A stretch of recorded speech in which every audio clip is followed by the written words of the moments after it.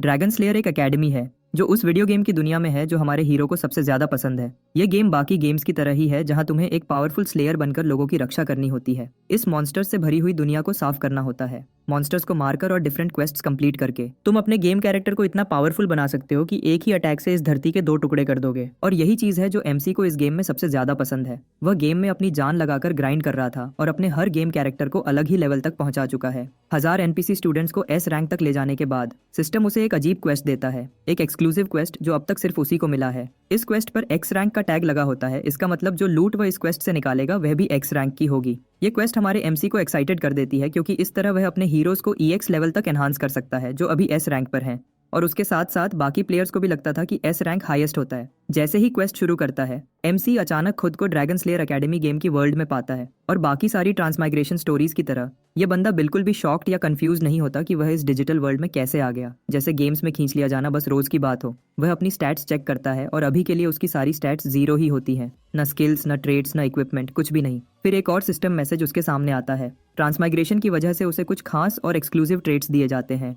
Detail नहीं बताई जाती कि ये ट्रेड्स असल में करते क्या हैं, लेकिन जल्द ही पता चलेगा। एमसी प्रे करता है कि ये ट्रेड्स उसे हेल्प करें ताकि वह ग्राइंड करे और उस लेवल तक फिर से जा सके जिस लेवल पर वह इस गेम में आने से पहले गया था। यहीं से गेम ऑफिशियली शुरू होती है। एक और सिस्टम विंडो उसे बताती है कि ट्यूटोरियल के लिए तैयार हो जाओ। उसे 10 मिनट सर्वाइव करना होगा और इनाम के तौर पर उसे ड्रैगन स्लेयर एकेडमी का न्यू स्टूडेंट किट मिलेगा। यह सुनकर उसके चेहरे पर मुस्कुराहट आ जाती है क्योंकि लो लेवल मॉन्स्टर्स के सामने सर्वाइव करना तो कोई प्रॉब्लम ही नहीं। उसे लगता है कि 10 मिनट तो पलक झपकते ही बीत जाएंगे। ऐसे मिशन के लिए यही स्ट्रैटेजी वह पहले भी यूज करता रहा है, मगर उसे बिल्कुल आइडिया नहीं होता कि इस बार उसे सरप्राइज मिलने वाला है। यह गड़गड़ाहट भरी आवाजें और भारी कदमों की गूंज लो लेवल मॉन्स्टर्स की नहीं हो सकती। ऊपर 2 ड्रैगन्स एक दूसरे से लड़ रहे होते हैं। वह तुरंत जंगल के रास्ते तेजी से भागता है ताकि उन 2 बड़े मॉन्स्टर्स की फाइट में अपनी जान न गंवा बैठे। जो उसने देखा उसे अपनी आंखों पर बेसब्र नहीं होता। सिर्फ एक ट्यूटोरियल क्वेस्ट में 2 एस रैंक बॉसेस कैसे हो सकते हैं? शायद यह सब इसलिए हो रहा है क्योंकि डिफिकल्टी लेवल EX है। इसी बीच फायर ड्रैगन अपनी एक मैजिक एबिलिटी यूज कर रहा होता है और एक पावरफुल आग का झूला मुंह छोड़ने वाला होता है। अटैक की इंटेंसिटी इतनी ज्यादा है कि अगर हमारा एमसी यहाँ से नहीं निकला तो बस वहीं जलाकर राख बन जाएगा। तभी उसे याद आता है वह स्पेशल ट्रेड्स जो उसे मिले थे और वह उनमें से एक यूज करने का डिसाइड करता है जिसका नाम था कॉपी। जैसा कि नाम से जाहिर है, कॉपी बेसिकली तुम्हें दूसरों के ट्रेड्स और स्किल्स कॉपी करने देता है। मगर किसी स्किल को सक्सेसफुली कॉपी करने के लिए तुम्हें पहले उस स्किल को गौर से देखना पड़ता है। दूसरी शर्त यह है कि पहले तुम्हें टारगेट का नाम और रैंक पता होना चाहिए। लेकिन इस गेम का फॉर्मर चैंपियन होने के नाते यह शर्त उसके लिए बच्चों का खेल है। और बिना टाइम जाया किए वह तुरंत एक ड्रैगन का स्किल कॉपी कर लेता है। इस स्किल का नेम है एलिमेंटल रेजिस्टेंस और इस एलिमेंटल रेजिस्टेंस स्किल की हेल्प से वह जलने से बच जाता है। काश वह कोई अटैक स्किल भी यूज कर पाता, मगर अभी तक उसकी बॉडी में माना सर्कुलेट नहीं कर रहा, इसलिए वह कोई स्किल यूज नहीं कर सकता। अचानक उसे फील होता है कि हवा उलटी चल रही है। ऐसा इसलिए क्योंकि फायर ड्रैगन एक पावरफुल फायर ब्रेथ ने वाला है। दूसरा ड्रैगन जो इलेक्ट्रिसिटी ट्रेड्स रखता है वह भी एक पावरफुल इलेक्ट्रिक ब्रेथ अटैक करने की तैयारी कर रहा है। खतरा फील करते ही हमारा एमसी सीधा उल्टा भागता है ताकि जिंदा बच सके।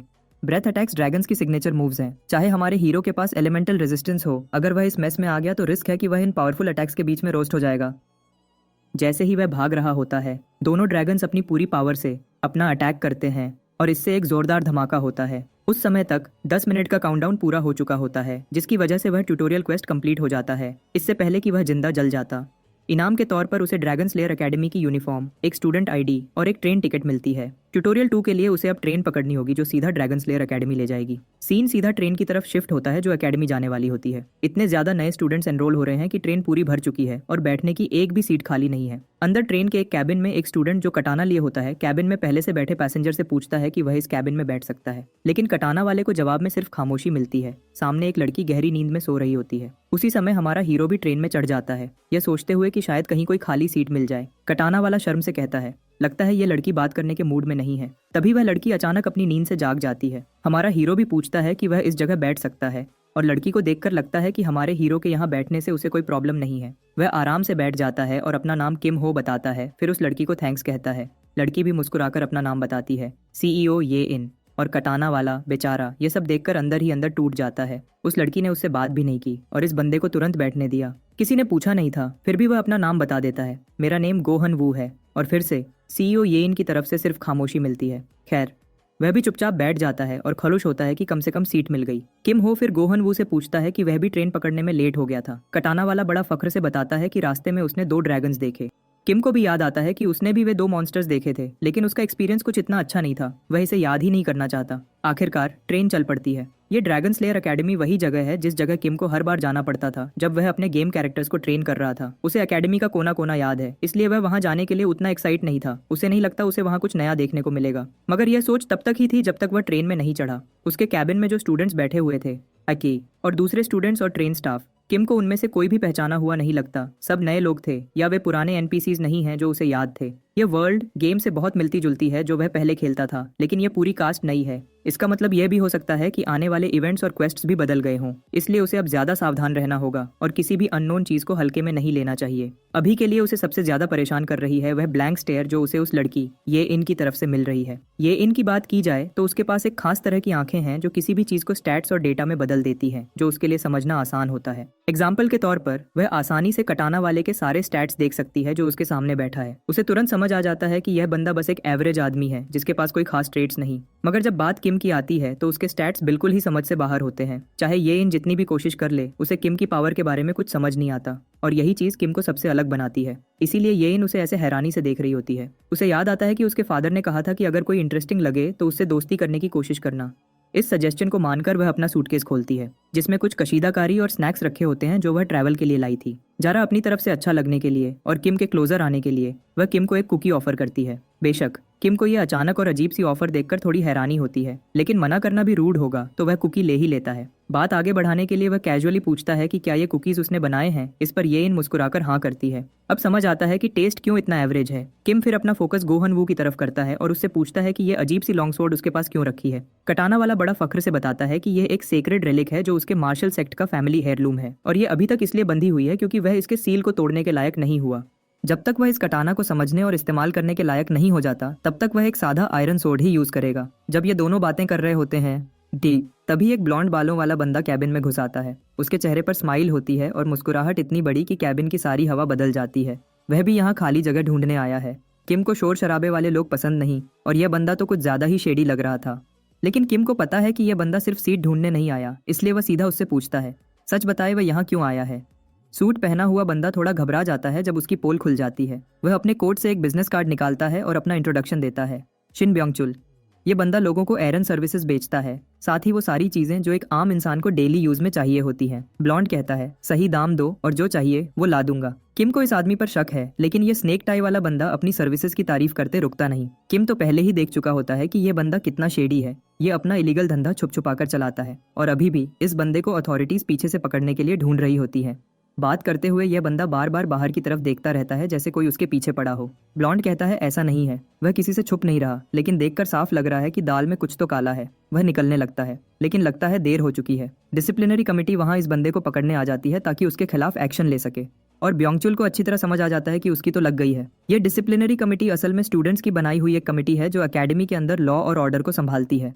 हाँ, और इस गेम में तुम्हें ऐसा लगेगा जैसे इस कमेटी के पास सरकार से भी ज्यादा पावर है। ये लोग बिना टाइम वेस्ट किए अपनी अथॉरिटी दिखाते हुए इस ब्लॉन्ड से कहते हैं कि वह अपनी जगह से न हिले और अपनी सारी इलीगल चीजें सरेंडर कर दे। बेचारा ब्योंगचुल अपना बचाव करता है, बताता है कि उसका जुर्म इतना छोटा सा है, लेकिन उसे ऐसे ट्रीट किया जा रहा है जैसे वह कोई खूनी पागल सीरियल किलर हो। कमेटी की हेड तुरंत उस बेचारे को कोऑपरेट न करने पर एक पावरफुल इलेक्ट्रिक शॉक देती है। ये लड़की एक लाइटनिंग टाइप मेज है जो किम को बहुत यूनिक लगती है। आखिर लाइटनिंग टाइप मेजेस आम नहीं होते। बढ़िया बात यह है कि किम के पास अभी एक कॉपी स्किल स्लॉट खाली है, मतलब इस लड़की की स्किल को कॉपी करने का यह परफेक्ट चांस है। किम डिसाइड करता है कि इस बेकार सी कुकी को काम में लाया जाए। वह कुकी को नीचे गिरा देता है। लगता है किम कुकी गिराने का बहाना करके कुछ करेगा।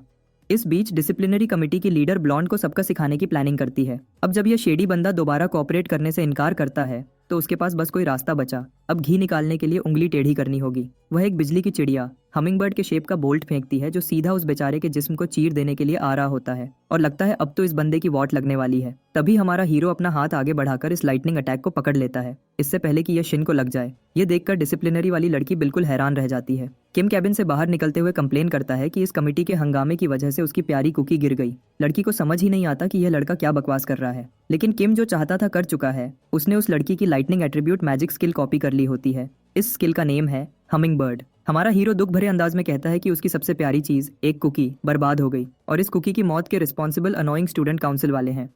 काउंसिल का एक मेंबर किम की इस फिजूल बात सुनकर गुस्से में आ जाता है। कोरियन जैसा लगने वाला बंदा धमकी देता है कि वह किम को सीधा कर देगा। इस पर हुनवू भी अपनी तलवार की तरफ हाथ बढ़ाता है और कहता है कि अगर वह ऐसा चाहता है तो वह भी किसी से कम नहीं। और दोनों पार्टीज आपस में आंखें मिलाकर टेंशन बढ़ा देती हैं। देखते हैं पहला कौन हिलेगा। तब काउंसिल की लीडर अपने गौसेल मेंबर को रोक देती है और डिप्लोमेसी का रास्ता अपनाते हुए किम हो को उसकी इनवैल्यूएबल कुकी के नुकसान के बदले एक फ्री डिजर्ट कूपन देती है। किम इस डील से तुरंत खुश हो जाता है और ब्योंगचुल बेचारा वापस अकेला रह जाता है। सच तो यह है कि किम कभी उसे बचाने नहीं चाहता था। उसका असली मकसद सिर्फ लाइटनिंग स्किल कॉपी करना था। और अब जब स्किल स्लॉट और ट्रेड स्लॉट दोनों भर चुके हैं तो भाई के पास सब कुछ है जो उसे चाहिए था। कुछ ही देर बाद काउंसिल की प्रेसिडेंट उस चीज को वापस ले लेती है जो ब्योंगचुल शायद चुरा कर लाया था। असल में वह एक विग थी जो उसने स्टेशन के किसी अटेंडेंट से चुरा ली थी। क्यों?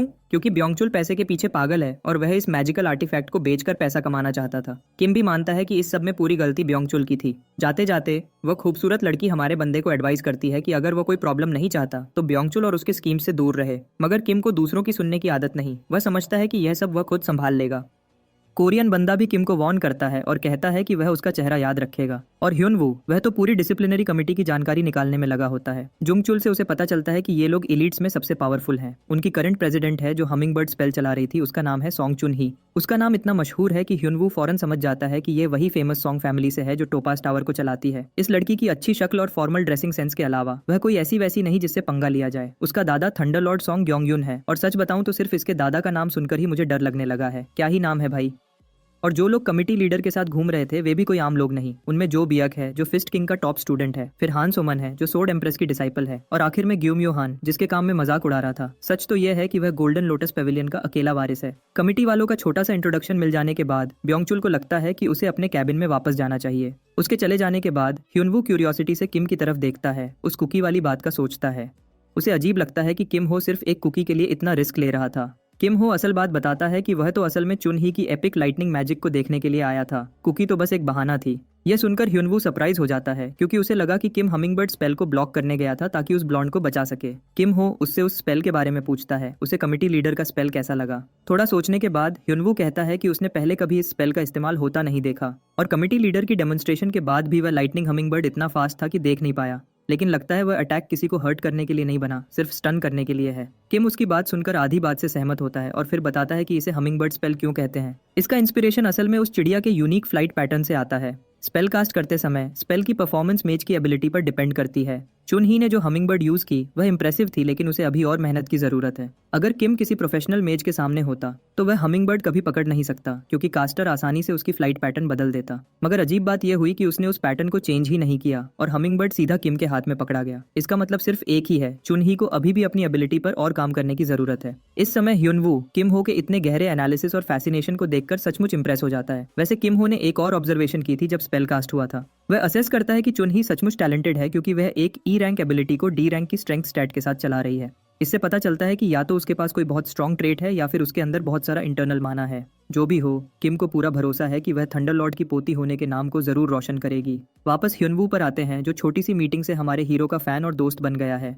किम हो को लगता है कि यह बंदा थोड़ा ओवर रिएक्ट कर रहा है, मगर ह्युनवू तो सचमुच सीरियस होता है और कहता है कि जब भी किम हो को उसकी मदद चाहिए होगी वह हमेशा उसके साथ खड़ा मिलेगा। इस जेस्चर को अप्रिशिएट करते हुए किम हो तुरंत डिसाइड करता है कि इस मौके का फायदा उठाए और उसे साथ चलने को कहता है। तब किम उससे एक सिल्वर कॉइन उधार मांग लेता है। अगले सीन में ये लोग किम हो के चुने हुए लोकेशन पर पहुंचते हैं, लेकिन unluckily machine out of order होती है। और हाँ, ये एक गैम्बलिंग मशीन है क्योंकि ये जगह पहले एक कसिनो हुआ करती थी। ह्युनवू को मशीन बिल्कुल टूटी फूटी और बेकार लगती है, मगर किम हो तो अपनी सारी जिंदगी की जमा पूंजी यानी वह एक ही कॉइन जो उसने ह्युनवू से उधार लिया था इस पर लगाने के लिए रेडी होता है। जब वह कॉइन मशीन में डालता है तो पहले कुछ भी नहीं होता। दोनों को लगता है कि यह सचमुच टूटी हुई है, मगर अचानक मशीन चल पड़ती है और एक हिडन इवेंट अनलॉक होता है जिसका नाम होता है ब्रोकन स्लॉट मशीन। किम हो को तो इस सब का पहले से पता था क्योंकि उसने गेम के हर अचीवमेंट अनलॉक किए हुए हैं। इस गोल्डन टिकट को यूज करते हुए हमारा हीरो लेवर खींचता है और रोल पर भरोसा करता है, मगर दोनों निशार हो जाते हैं।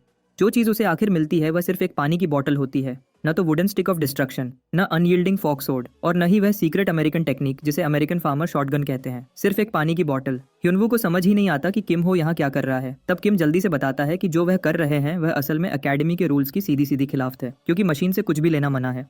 यह सुनकर ह्युनवू को समझ आता है कि असल में वह तो एक वॉचमैन बन के खड़ा है जबकि किम हो लगातार लेवर खींच रहा है ताकि रिवॉर्ड्स निकाल सके। ह्युनवू सोचता है कि शायद ठीक है, कुछ नहीं होने वाला क्योंकि कमेटी वाले तो आमतौर पर इधर नहीं आती। बस इसी को कहते हैं फेमस लास्ट वर्ड्स।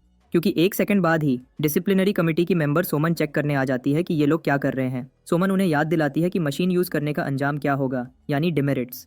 सीन सीधा उल्टा पड़ जाता है और किम हो तुरंत ह्युनवू को कहता है कि उसे थोड़ी देर बिजी रखे। वह प्यारी सी लड़की ह्युनवू से कहती है कि वह भी पनिश होगा क्योंकि वह रूल तोड़ने वाले स्टूडेंट की हेल्प कर रहा है। मगर सोमन डिसअपॉइंटेड होती है क्योंकि ह्युनवू को वाकई कोई फर्क नहीं पड़ता। वह अपने नए बने दोस्त के लिए इतना कर सकता है। वह अपनी तलवार निकाल लेता है। सच तो यह है कि वह अपनी स्किल्स को एक सोर्ड एम्प्रेस के स्टूडेंट के सामने टेस्ट करना चाहता है। सोमन भी फाइट के लिए रेडी हो जाती है और बिना और वक्त जाया किए सोमन एक पावरफुल थ्रस्ट के साथ बैटल शुरू कर देती है।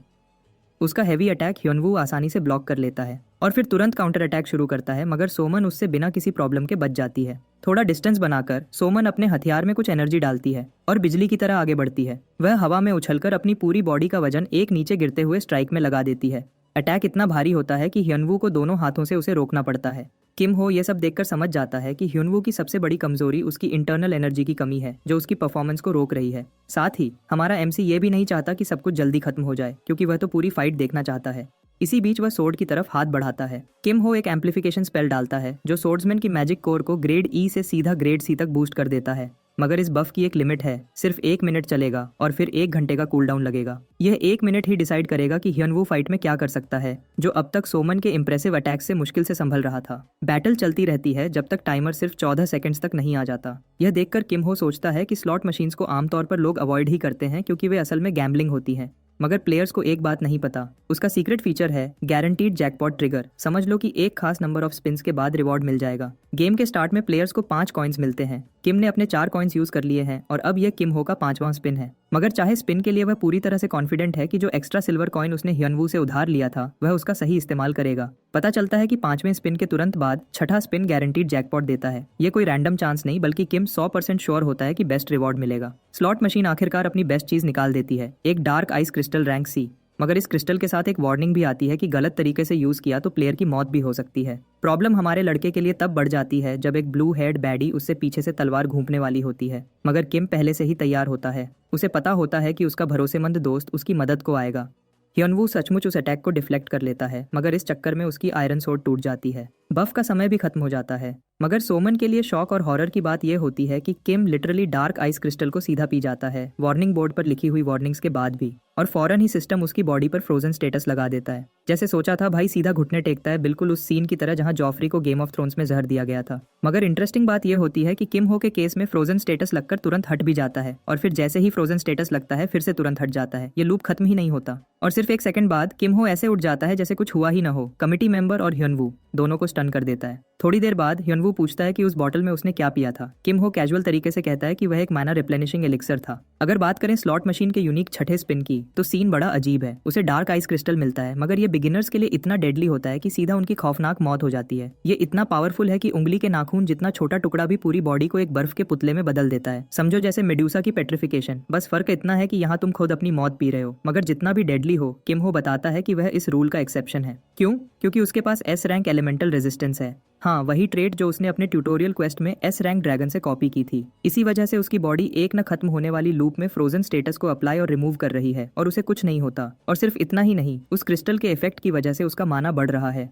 कमिटी मेंबर को हैंडल करने के लिए भाई ने अपनी ultra pro max giga chat skills का इस्तेमाल किया और उसे एक फेक एक्सप्लेनेशन से बेवकूफ बना दिया। इस बीच ह्युनवू बड़ा खुश होता है कि उसने किम की मदद की और साथ में उसे सोर्ड एम्प्रेस के स्टूडेंट के सामने अपनी स्किल्स भी टेस्ट करने का चांस मिल गया। किम हो उसका शुक्रिया करता है क्योंकि उसकी मदद के बगैर वह छठा स्पिन कभी नहीं कर पाता। यह सोर्ड्समैन किम हो की फाइट में यूज की हुई एम्पलीफिकेशन स्किल से पूरी तरह इंप्रेस हो जाता है। मगर किम एक्सप्लेन करता है कि वह इस स्किल को जब चाहे तब यूज नहीं कर सकता, जो असल में सच भी है क्योंकि इस पर कूल डाउन लगता है। किम हो की एक्सप्लेनेशन सुनने के बाद ह्युनवू को भी समझ आ जाता है कि इतनी पावरफुल स्किल की कोई ना कोई लिमिट तो होगी ही, और वह जो स्लीपी हेड ये इन है वह तो मुश्किल से उनकी बातें समझ पा रही होती है। वैसे भी अब ट्रेन अपने डेस्टिनेशन डंजन आइलैंड पर पहुंचने वाली होती है, जो ट्रेन का आखिरी स्टेशन है। डंजन आइलैंड अपने अनेक डंजन्स के लिए बहुत फेमस है। पहले यह जगह सिर्फ क्रिमिनल्स से भरी होती थी, जहां कोई कानून नहीं था। सब कुछ तब बदला जब ड्रैगन स्लेयर, पहला और सबसे यादगार हीरो, ने इस आइलैंड पर कदम रखा। सबसे पहले उसने हर एक क्रिमिनल को खत्म किया, फिर उसने अकेले ही सारे डंजन्स को कॉन्कर किया और आखिर में उसी आइलैंड को फाउंडेशन बनाकर एक सिटी खड़ा कर दिया। और फिर इसी सिटी में ड्रैगन स्लेयर एकेडमी बन गई, जो ऐसे और पावरफुल वॉरियर्स बनाने के लिए बिल्ड की गई थी। आखिरकार वो लोग इस इंस्टीट्यूट तक पहुंच ही जाते हैं। ह्युनवू यह सब देखकर हैरान हो जाता है। पूरा एरिया हर किस्म के स्टूडेंट्स से भरा होता है, जो डिफरेंट क्लैंस, सिटीज और बैकग्राउंड से आए हैं। और तब वो तीनों चुन ही से टकरा जाते हैं, जो कमेटी की लीडर है और चाहती है कि किम ऑफिस में आकर उससे मिले। सीन सीधा कट होता है कमेटी रूम के अंदर। ये वो जगह है जो इतनी डरावनी है कि जो भी इस कमरे में आता है बाहर जाने के बाद पहले जैसा नहीं रहता। इंटेरोगेशन शुरू होता है उनके बॉडी चेक से, ताकि पता चल सके कि क्रिस्टल पीने के बाद उसकी बॉडी में कोई चेंज तो नहीं आया। मगर ऑब्वियसली स्कैनर कुछ नहीं पकड़ पाता, क्योंकि अब उस पर फ्रोजन स्टेटस रहा ही नहीं। इस वजह से कमेटी को पहली दफा शक होने लगता है कि शायद किम ने जो आइटम पी थी वो नकली थी। इंटेरोगेटर सेहुन, जो इंटेरोगेशन डिपार्टमेंट का हेड भी है, खुलकर कहता है कि अगर किम हो ने काउंसिल की बात नहीं मानी तो उसे सजा मिलेगी। चाहे इस दफा कोई नहीं मरा, लेकिन नेक्स्ट टाइम उसे नहीं छोड़ेंगे। इसके साथ मीटिंग खत्म हो जाती है, जो चुन ही यानी काउंसिल लीडर के लिए बहुत फ्रस्ट्रेटिंग होता है। उसे लगता है कि दाल में कुछ तो काला है। वो लोग समझ नहीं पा रहे कि किम ने आखिर मशीन चलाई ही क्यों, अगर उसका इरादा फॉरबिडन आइटम लेने का नहीं था। और फिर सबसे अजीब बात, उसने उनकी आंखों के सामने वो चीज पी भी ली और आखिर में स्कैनर ने कुछ भी नहीं पकड़ा।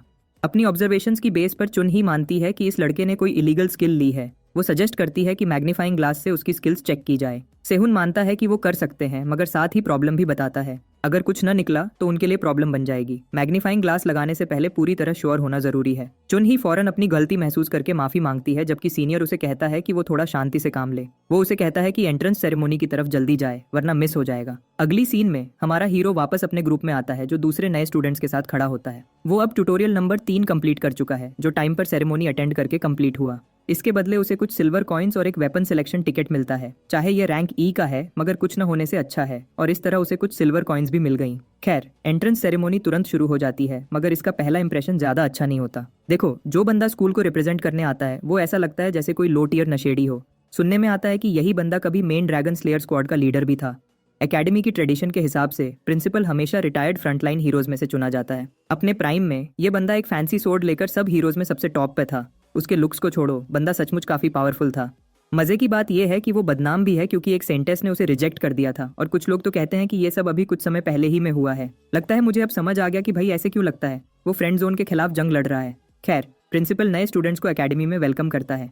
वो एकेडमी की बेस के बारे में बताता है, जो नाम से ही क्लियर है, हीरोज को तैयार करना ताकि वो ड्रैगन्स को मार सकें और सही ड्रैगन स्लेयर्स बन सकें।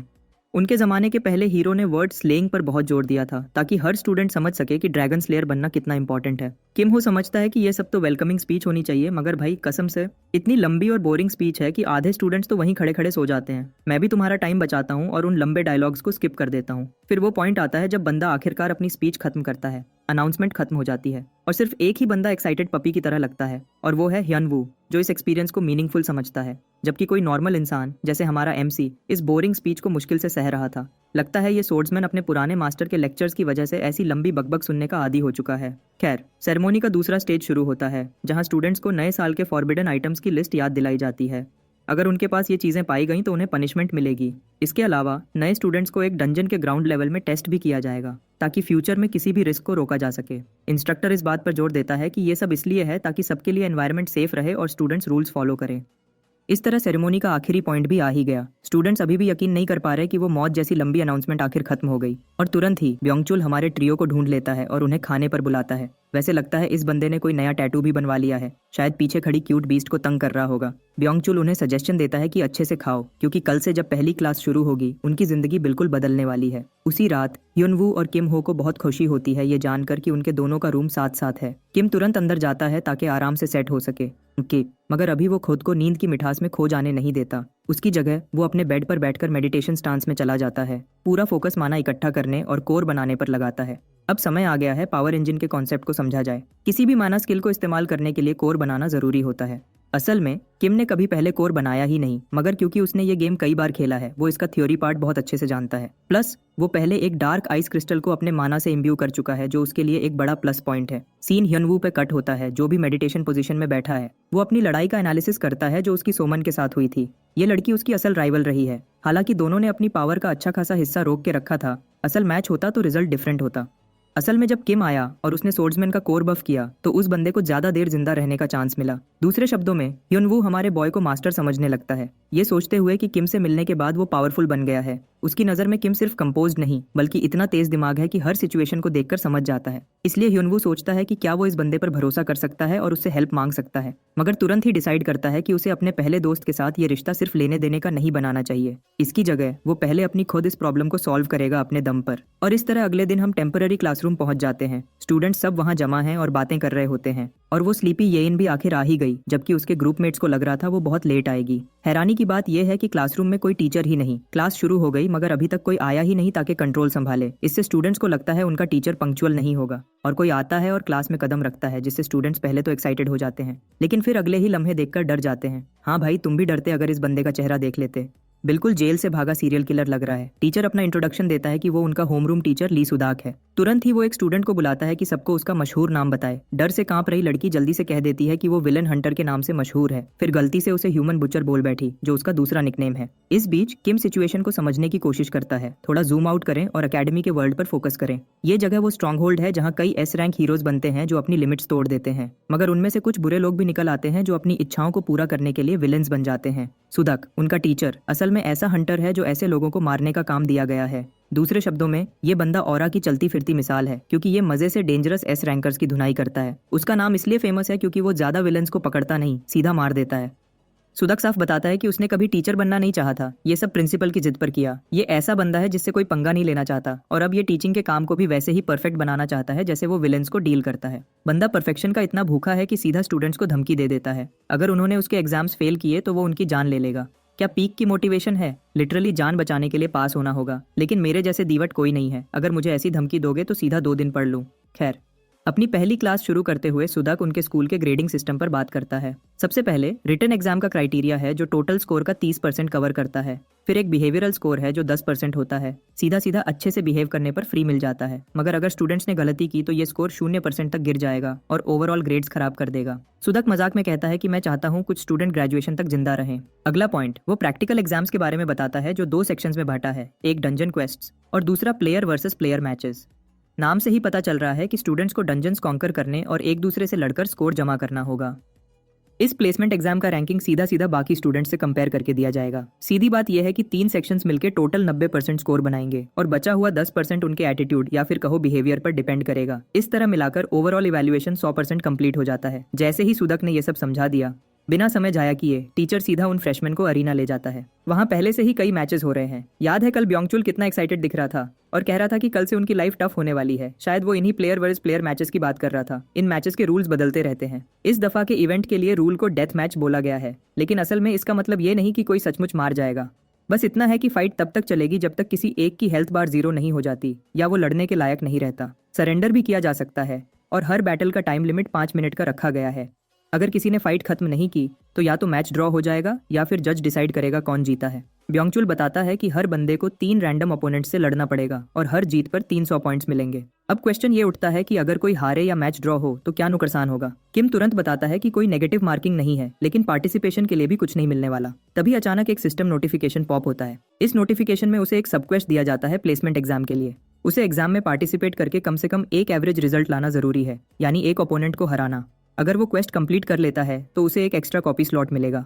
किम की नज़र में तो ये बहुत ही इजी क्वेस्ट है, क्योंकि एक जीत और डंजन में एवरेज परफॉर्मेंस मिल जाएगी। मगर सबसे इंपॉर्टेंट चीज, इस कंपटीशन की वजह से वो दूसरे स्टूडेंट्स की स्किल्स देख सकता है। यहीं उसे कुछ एक्सेप्शनल टैलेंट नजर आ सकता है जिसे वो फ्यूचर में रिक्रूट करके एक्स लेवल हीरोज बना सकता है। और अगर कोई ऐसा टैलेंट नहीं भी मिला तो भी वो उनके ट्रेड्स या स्किल्स कॉपी करके अपना फायदा निकाल लेगा। कुछ ही टाइम के बाद अनाउंसर किम हो का नाम उसके ओपोनेंट के साथ बुलाता है कि वो बैटलफील्ड पर आई। वो तुरंत देखता है कि उसका सामना एक खूबसूरत स्कारलेट बालों वाली लड़की से है जो रूबी टावर को रिप्रेजेंट करती है। ये लोग फ्लेम मैजिक में एक्सपर्ट हैं और अपनी हाई डैमेज फायर पावर के लिए मशहूर हैं। इसी वजह से किम हो को भी गेम में रूबी टावर वालों के कैरेक्टर से खेलना बहुत पसंद था।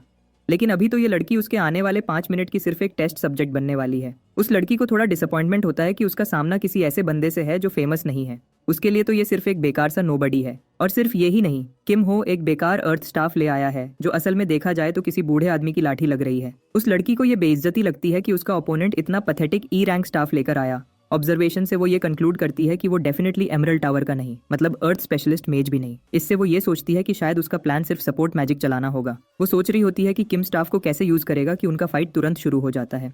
जानवा समझती है कि उसकी फाइट एक सपोर्टर कास्टर से है, इसलिए वो सीधा एक पावरफुल कंबस्शन स्किल तैयार करती है। डिसाइड कर लेती है कि ये बैटल एक ही मूव में खत्म कर देगी। जैसे ही उसने अपनी एबिलिटी कास्ट की, पूरी ऑडियंस रूबी टावर की इस रिप्रेजेंटेटिव से इंप्रेस हो गई। लेकिन जानवा खुद बिल्कुल सरप्राइज रह जाती है। उसका ओपोनेंट बिल्कुल भी डैमेज नहीं हुआ। वो एक वन हिट किल एक्सपेक्ट नहीं कर रही थी, मगर ये कि उसके अटैक ने जरा सा भी नुकसान नहीं पहुंचाया, ये बिल्कुल अजीब था। जैसे ही धुआं हटा, हमारा हीरो एक स्माइल के साथ उसके कंफ्यूज्ड फेस को देखता है। फाइट शुरू है और जानवा पहले ही से नर्वस हो जाती है। सोचती है कि उसका अटैक क्यों फेल हो गया, शायद उसके ओपोनेंट ने डिस्पेल एबिलिटी यूज की है। वो फौरन स्ट्रेटेजी बदलती है और एक ऐसा स्पेल यूज करती है जो डिस्पेल से भी नहीं रोका जा सकता। इस दफा वो चारों तरफ एक एक्सप्लोजिव फ्लेम का कॉलम बना देती है ताकि किम हो किसी भी तरह बच ना सके। लेकिन उसकी हैरानी और बढ़ जाती है क्योंकि हमारा हीरो वहां वैसा ही खड़ा रहता है जैसे कुछ हुआ ही ना हो। इससे जानवा इतनी फ्रस्ट्रेट हो जाती है कि वो तीसरा स्पेल कास्ट करती है, एक पावरफुल फायर पिलर। ये अटैक सीधा किम हो के सिर की तरफ होता है और इम्पैक्ट पर एक भयानक आग का तूफान फट पड़ता है। ये बड़ा सा फ्लेम कॉलम देखकर क्राउड फिर से शॉक्ड हो जाता है।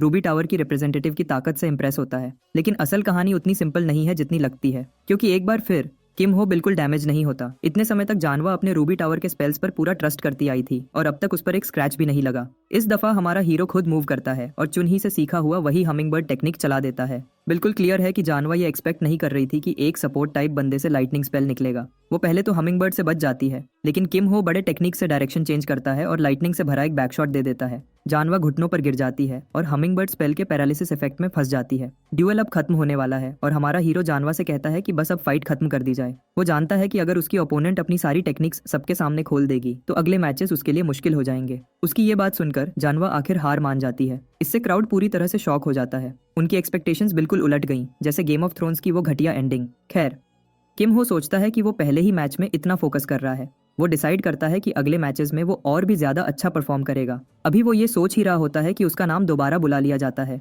बिना कोई आराम दिए, और इस दफा उसकी ओपोनेंट है चुनही। ये वही स्टाइलिश और घमंड से भरी लड़की फर्स्ट ईयर डिसिप्लिनरी कमेटी की हेड है। उसका ऑरा दिख रहा है, लेकिन सबसे इम्पोर्टेंट ये है कि उसका किम हो के साथ एक पर्सनल इशू है। हमारा हीरो उसे कुछ समय तक देखता है और सिर्फ उसका प्लान खराब करने के लिए वो फाइट शुरू होने से पहले ही सरेंडर कर देता है। सुदाक उसे हार मानते देखकर बिल्कुल शॉक रह जाता है।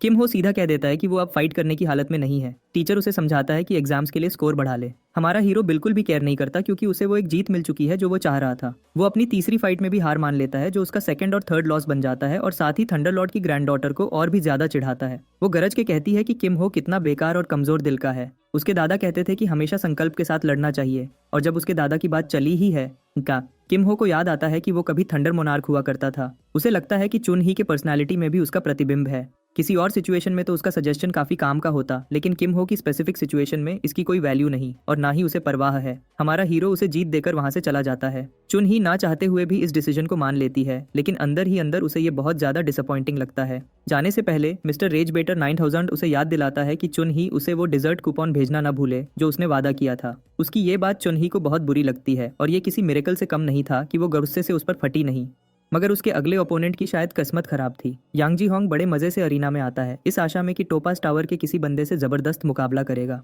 उसे क्या पता था कि लेडी लाइटनिंग इतने बुरे मूड में है। रिजल्ट, अरे भाई वो तो उसे सीधा ज्यूस की तरह लाइटनिंग से उड़ा देती है और पहली ही सेकंड में फाइट खत्म। उसका ओपोनेंट जल गया, जिस्म पर बुरी तरह जलने के निशान पड़ गए। ये सब देखकर ब्योंगचुल की नजर में चुन ही का ऑरा और भी डेंजरस हो जाता है, जो समझता है कि किम हो ने बेस्ट डिसीजन लिया था और फाइट शुरू होने से पहले ही हार मान ली। क्या सबको मजा आया? ये कहकर चुन ही उसे ऐसी आंखों से घूरती है जैसे बॉम्बास्टिक साइड आई देने वाली हो। ब्योंगचुल ये इग्नोर नहीं कर पाता, मगर हमारे हीरो को तो कोई फर्क ही नहीं पड़ता, या फिर इतना मूर्ख है कि समझता ही नहीं। बस इम्प्रेस्ड होता है कि थंडरलॉर्ड की ग्रैंड डॉटर ने कितनी धमाकेदार फाइट की। दूसरी तरफ बाकी ऑडियंस किम हो से तंग आ गई है कि उसने अपनी दूसरी और तीसरी फाइट में हार मान ली। अब लोग सोच रहे हैं कि बस उसकी लक अच्छी थी जो जानवा से बच गया, और ये वही इमेज है जो किम हो चाहता है। तो जब लोग इस तरह की बकवास करते हैं तो वो एक्चुअली उसके लिए फायदा का ही काम करती है। खैर, चुन ही अपनी तीसरी और आखिरी फाइट के लिए तैयार हो जाती है, मगर इस दफा उसका सामना होता है खूबसूरत एसईओ येइन से, जो कोरियन जॉन विक की बेटी के नाम से भी जानी जाती है। हर किसी को हैरानी होती है कि येइन एक गन ड्यूलिस्ट निकली। ये फाइट वाकई देखने लायक बन रही है, क्योंकि गनर्स अक्सर मेजेस से अच्छा फाइट करते हैं। लोग सोचने लगते हैं कि शायद इस दफा चुन ही को भी हार माननी पड़ेगी, लेकिन हमारा हीरो मानता है कि अभी कुछ कहना मुश्किल है, इसलिए सबको वेट करना पड़ेगा कि क्या होता है। मजे की बात यह है कि किम हो 5 सिल्वर कॉइन्स की बेट लगाता है कि कौन जीतेगा, और जो छोटा सा लालची चूहा ब्योंगचुल है वो फौरन बेट मान लेता है। और यूं शुरू होती है फाइट थंडरलॉर्ड की संकल्प वाली ग्रैंड डॉटर और उस डेंजरस ड्यूलिस्ट के दरमियान। ये इन फौरन फायदा उठाती है और एम्पलीफाइड बुलेट्स से बारिश कर देती है। जैसे एक्सपेक्टेड था, चुन ही बड़ी आसानी से उन बुलेट्स को रोक लेती है बिना किसी मुश्किल के। किम हो की नज़र में सब कुछ बिल्कुल वैसा ही हो रहा है जैसे उसने सोचा था। किम हो को पूरी तरह यकीन था कि चुन ही का माना कंट्रोल अनुपम है। उसने फौरन कई हमिंगबर्ड स्पेल्स बना दिए। वो बिजली से चमकते छोटे बर्ड्स सीधा येन की तरफ बढ़ने लगते हैं, जबकि वो अभी भी बुलेट्स फायर कर रही होती है। गनर दोनों बर्ड्स से बचने में कामयाब हो जाती है, लेकिन बिल्कुल किम हो की तरह चुन ही भी बर्ड्स की स्पीड और डायरेक्शन को बदलकर दोबारा वार करती है। इस दफा वो येन को पीछे से घेर लेते हैं। एक बर्ड उसके चेहरे के पास से गुजर के उसे जोर से रगड़ देता है। येन तुरंत ग्राउंड पर गिर जाती है, स्टन इफेक्ट की वजह से। ये सीधा हिट तो नहीं था, वरना लड़ाई वहीं खत्म हो जाती।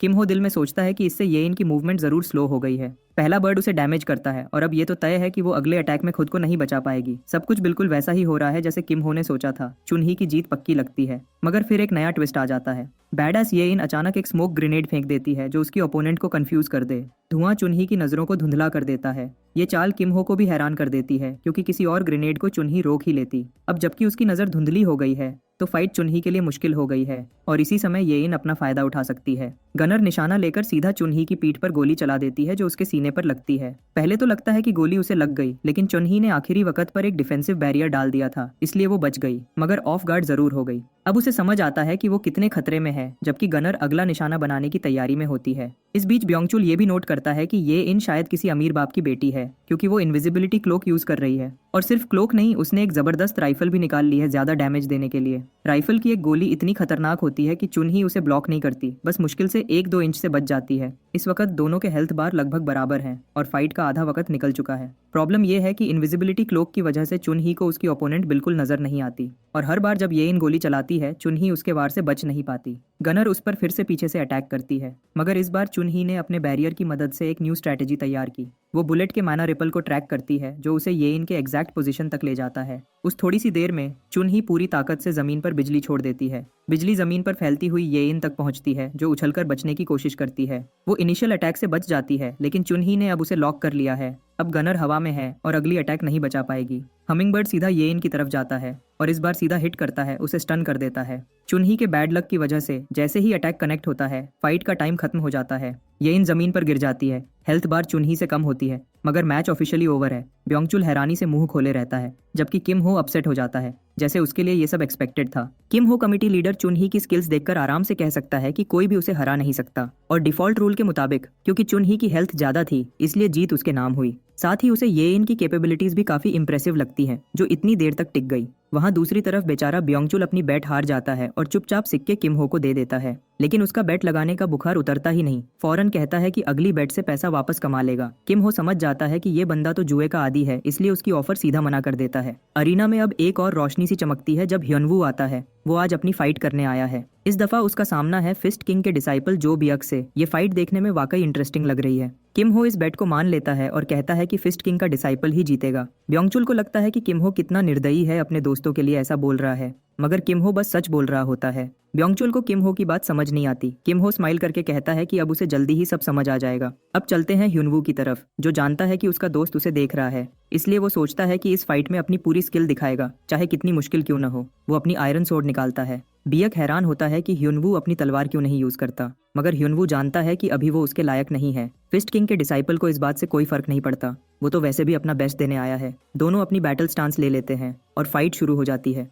बियक पहली अटैक करता है और सोर्ड्समैन के पहले स्लैश को आसानी से डॉज कर लेता है। वो फौरन पोजीशन लेकर एक आग सी भरी पंच मारने जाता है। ह्योनवू भी मान जाता है कि इस बंदे की मूवमेंट्स बहुत ही टॉप लेवल हैं। वैसे उसका पंच इतना हैवी था कि ह्योनवू को पंच ब्लॉक करने के बाद भी उसका इफेक्ट फील होता है, जिसके इम्पैक्ट से उसका पूरा जिस्म हवा में उड़ जाता है। ह्योनवू अच्छी तरह समझ जाता है कि इस फाइट की सिचुएशन बहुत खतरनाक है, ऐसे सिंपल अटैक्स इस बंदे पर नहीं चलने वाले। उधर बियक सीधा एक और टॉर्पीडो की तरह उस पर टूट पड़ता है, जबकि सोर्ड्समैन डिसाइड करता है कि अब ये फाइट एक ही मूव में खत्म करनी है और अपनी clear stream sword technique unleash करता है। वो बियक के पंचेस का सामना करता है, मगर अफसोस असल जिंदगी डिसअपॉइंटमेंट से भरी है और उसकी ब्लेड टकराकर टूट जाती है। अब तलवार के बिना सोर्ड्समैन, या कह लो सोर्डलेस मैन, सीधा डिफीट एक्सेप्ट कर लेता है। हाँ, उसने छोटा सा कट जरूर डाला बियक के कंधे पर, जो कि उनकी अगली फाइट का इंतजार करता है। फाइट एग्जैक्टली वैसी ही खत्म होती है जैसे किम हो ने कहा था, क्योंकि आयरन सोर्ड सचमुच बहुत वीक है ह्योनवू की लेवल की स्किल्स के लिए। यही पहली चीज थी जो किम हो के दिमाग में आई थी जब ट्रेन में इस बंदे को लड़ते देखा था, जैसे ह्योनवू को कोई एडिक्शन हो आयरन सोर्ड्स तोड़ने की हर फाइट में। ब्योंगचुल बेचारा फिर से दुखी हो जाता है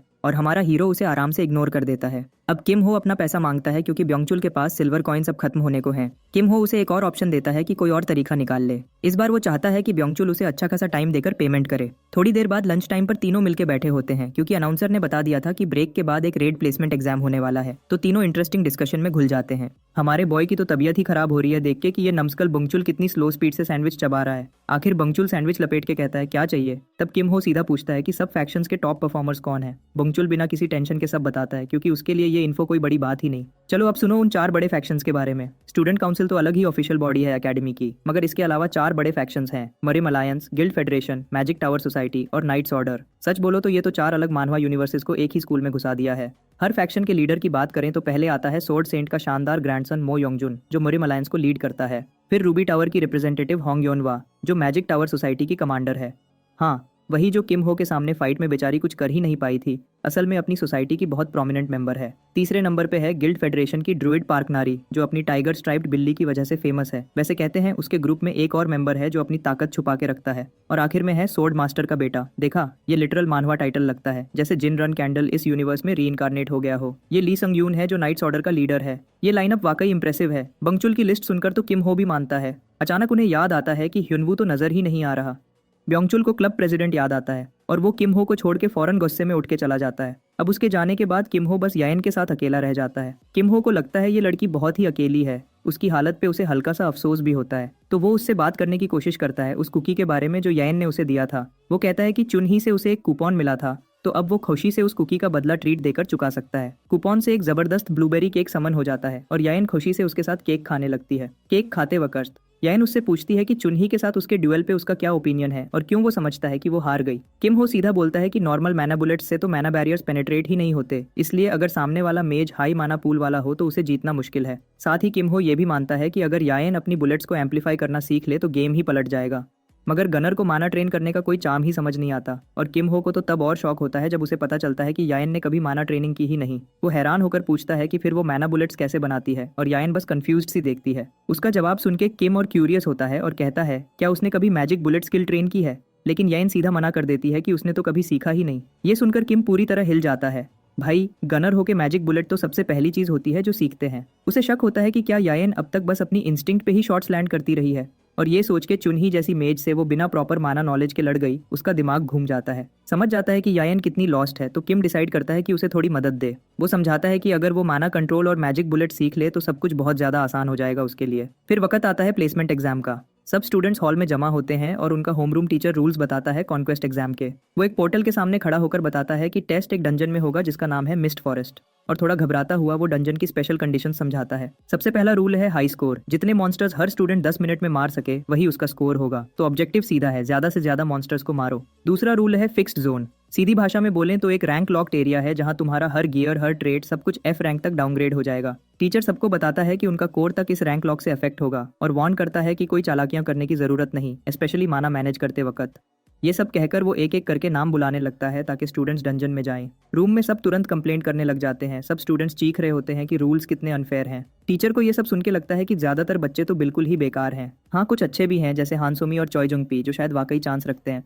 अगला ग्रुप बुलाया जाता है जिसमें किम और याइन भी शामिल हैं। तैयार होते हुए किम कैजुअली याइन को कहता है कि राइफल यूज करे और अगर कोई ज्यादा नजदीक आए तो सीधा हेडशॉट मारे। चुनही दूर से ये सब देखती है और सोचती है कि अजीब बात है कि कोई लड़का जो गनर भी नहीं वो ऐसे टैक्टिकल टिप्स दे रहा है जैसे कोई एक्सपर्ट हो। उसके बाद सब अपने रास्ते निकल जाते हैं और किम अकेला डंजन के अंदर कदम रखता है। काफी अरसा हो गया था जब वो आखिरी बार यहाँ आया था, इसलिए वो इस चांस को अपनी नए लेवल की ताकत टेस्ट करने के लिए यूज करता है। जैसे ही टाइमर शुरू होता है वो बिना वक्त जाया किए एक गॉब्लिन को सीधा उड़ा देता है जो समझ रहा था उसका छोटा सा घटिया अटैक चल जाएगा। मिस्ट फॉरेस्ट में मॉन्स्टर्स कहीं से भी निकल आते हैं जो उन स्टूडेंट्स के लिए मुश्किल हो जाता है क्योंकि वो इनसे डील करने के आदी नहीं। मगर हर सिस्टम की तरह इस डंजन की भी कुछ कमजोरियां हैं और किम जानता है कि सबसे बड़ी कमजोरी इसके रिपीट होने वाले फिक्स्ड पैटर्न्स हैं। गॉब्लिन की पोजीशन देखकर उसे लगता है ये शायद सी पैटर्न का हिस्सा हो। ये सोचकर वो अपनी शॉर्ट ब्लेड को रेडी करता है और सही टाइम पे फेंकता है और सीधा एक ओगर की आंख से होता हुआ उसके दिमाग तक चला जाता है। एक पल के लिए तो सोचता है क्या अब उसे स्टाफ की जरूरत भी है। हल्की सी स्माइल के साथ वो गिरते हुए मॉन्स्टर के हथियार उठा लेता है जैसे उससे लूट लिया हो और वहीं से पॉइंट्स स्टैक करना शुरू कर देता है। बिना किसी रोक टोक के बैटलफील्ड में घुस जाता है।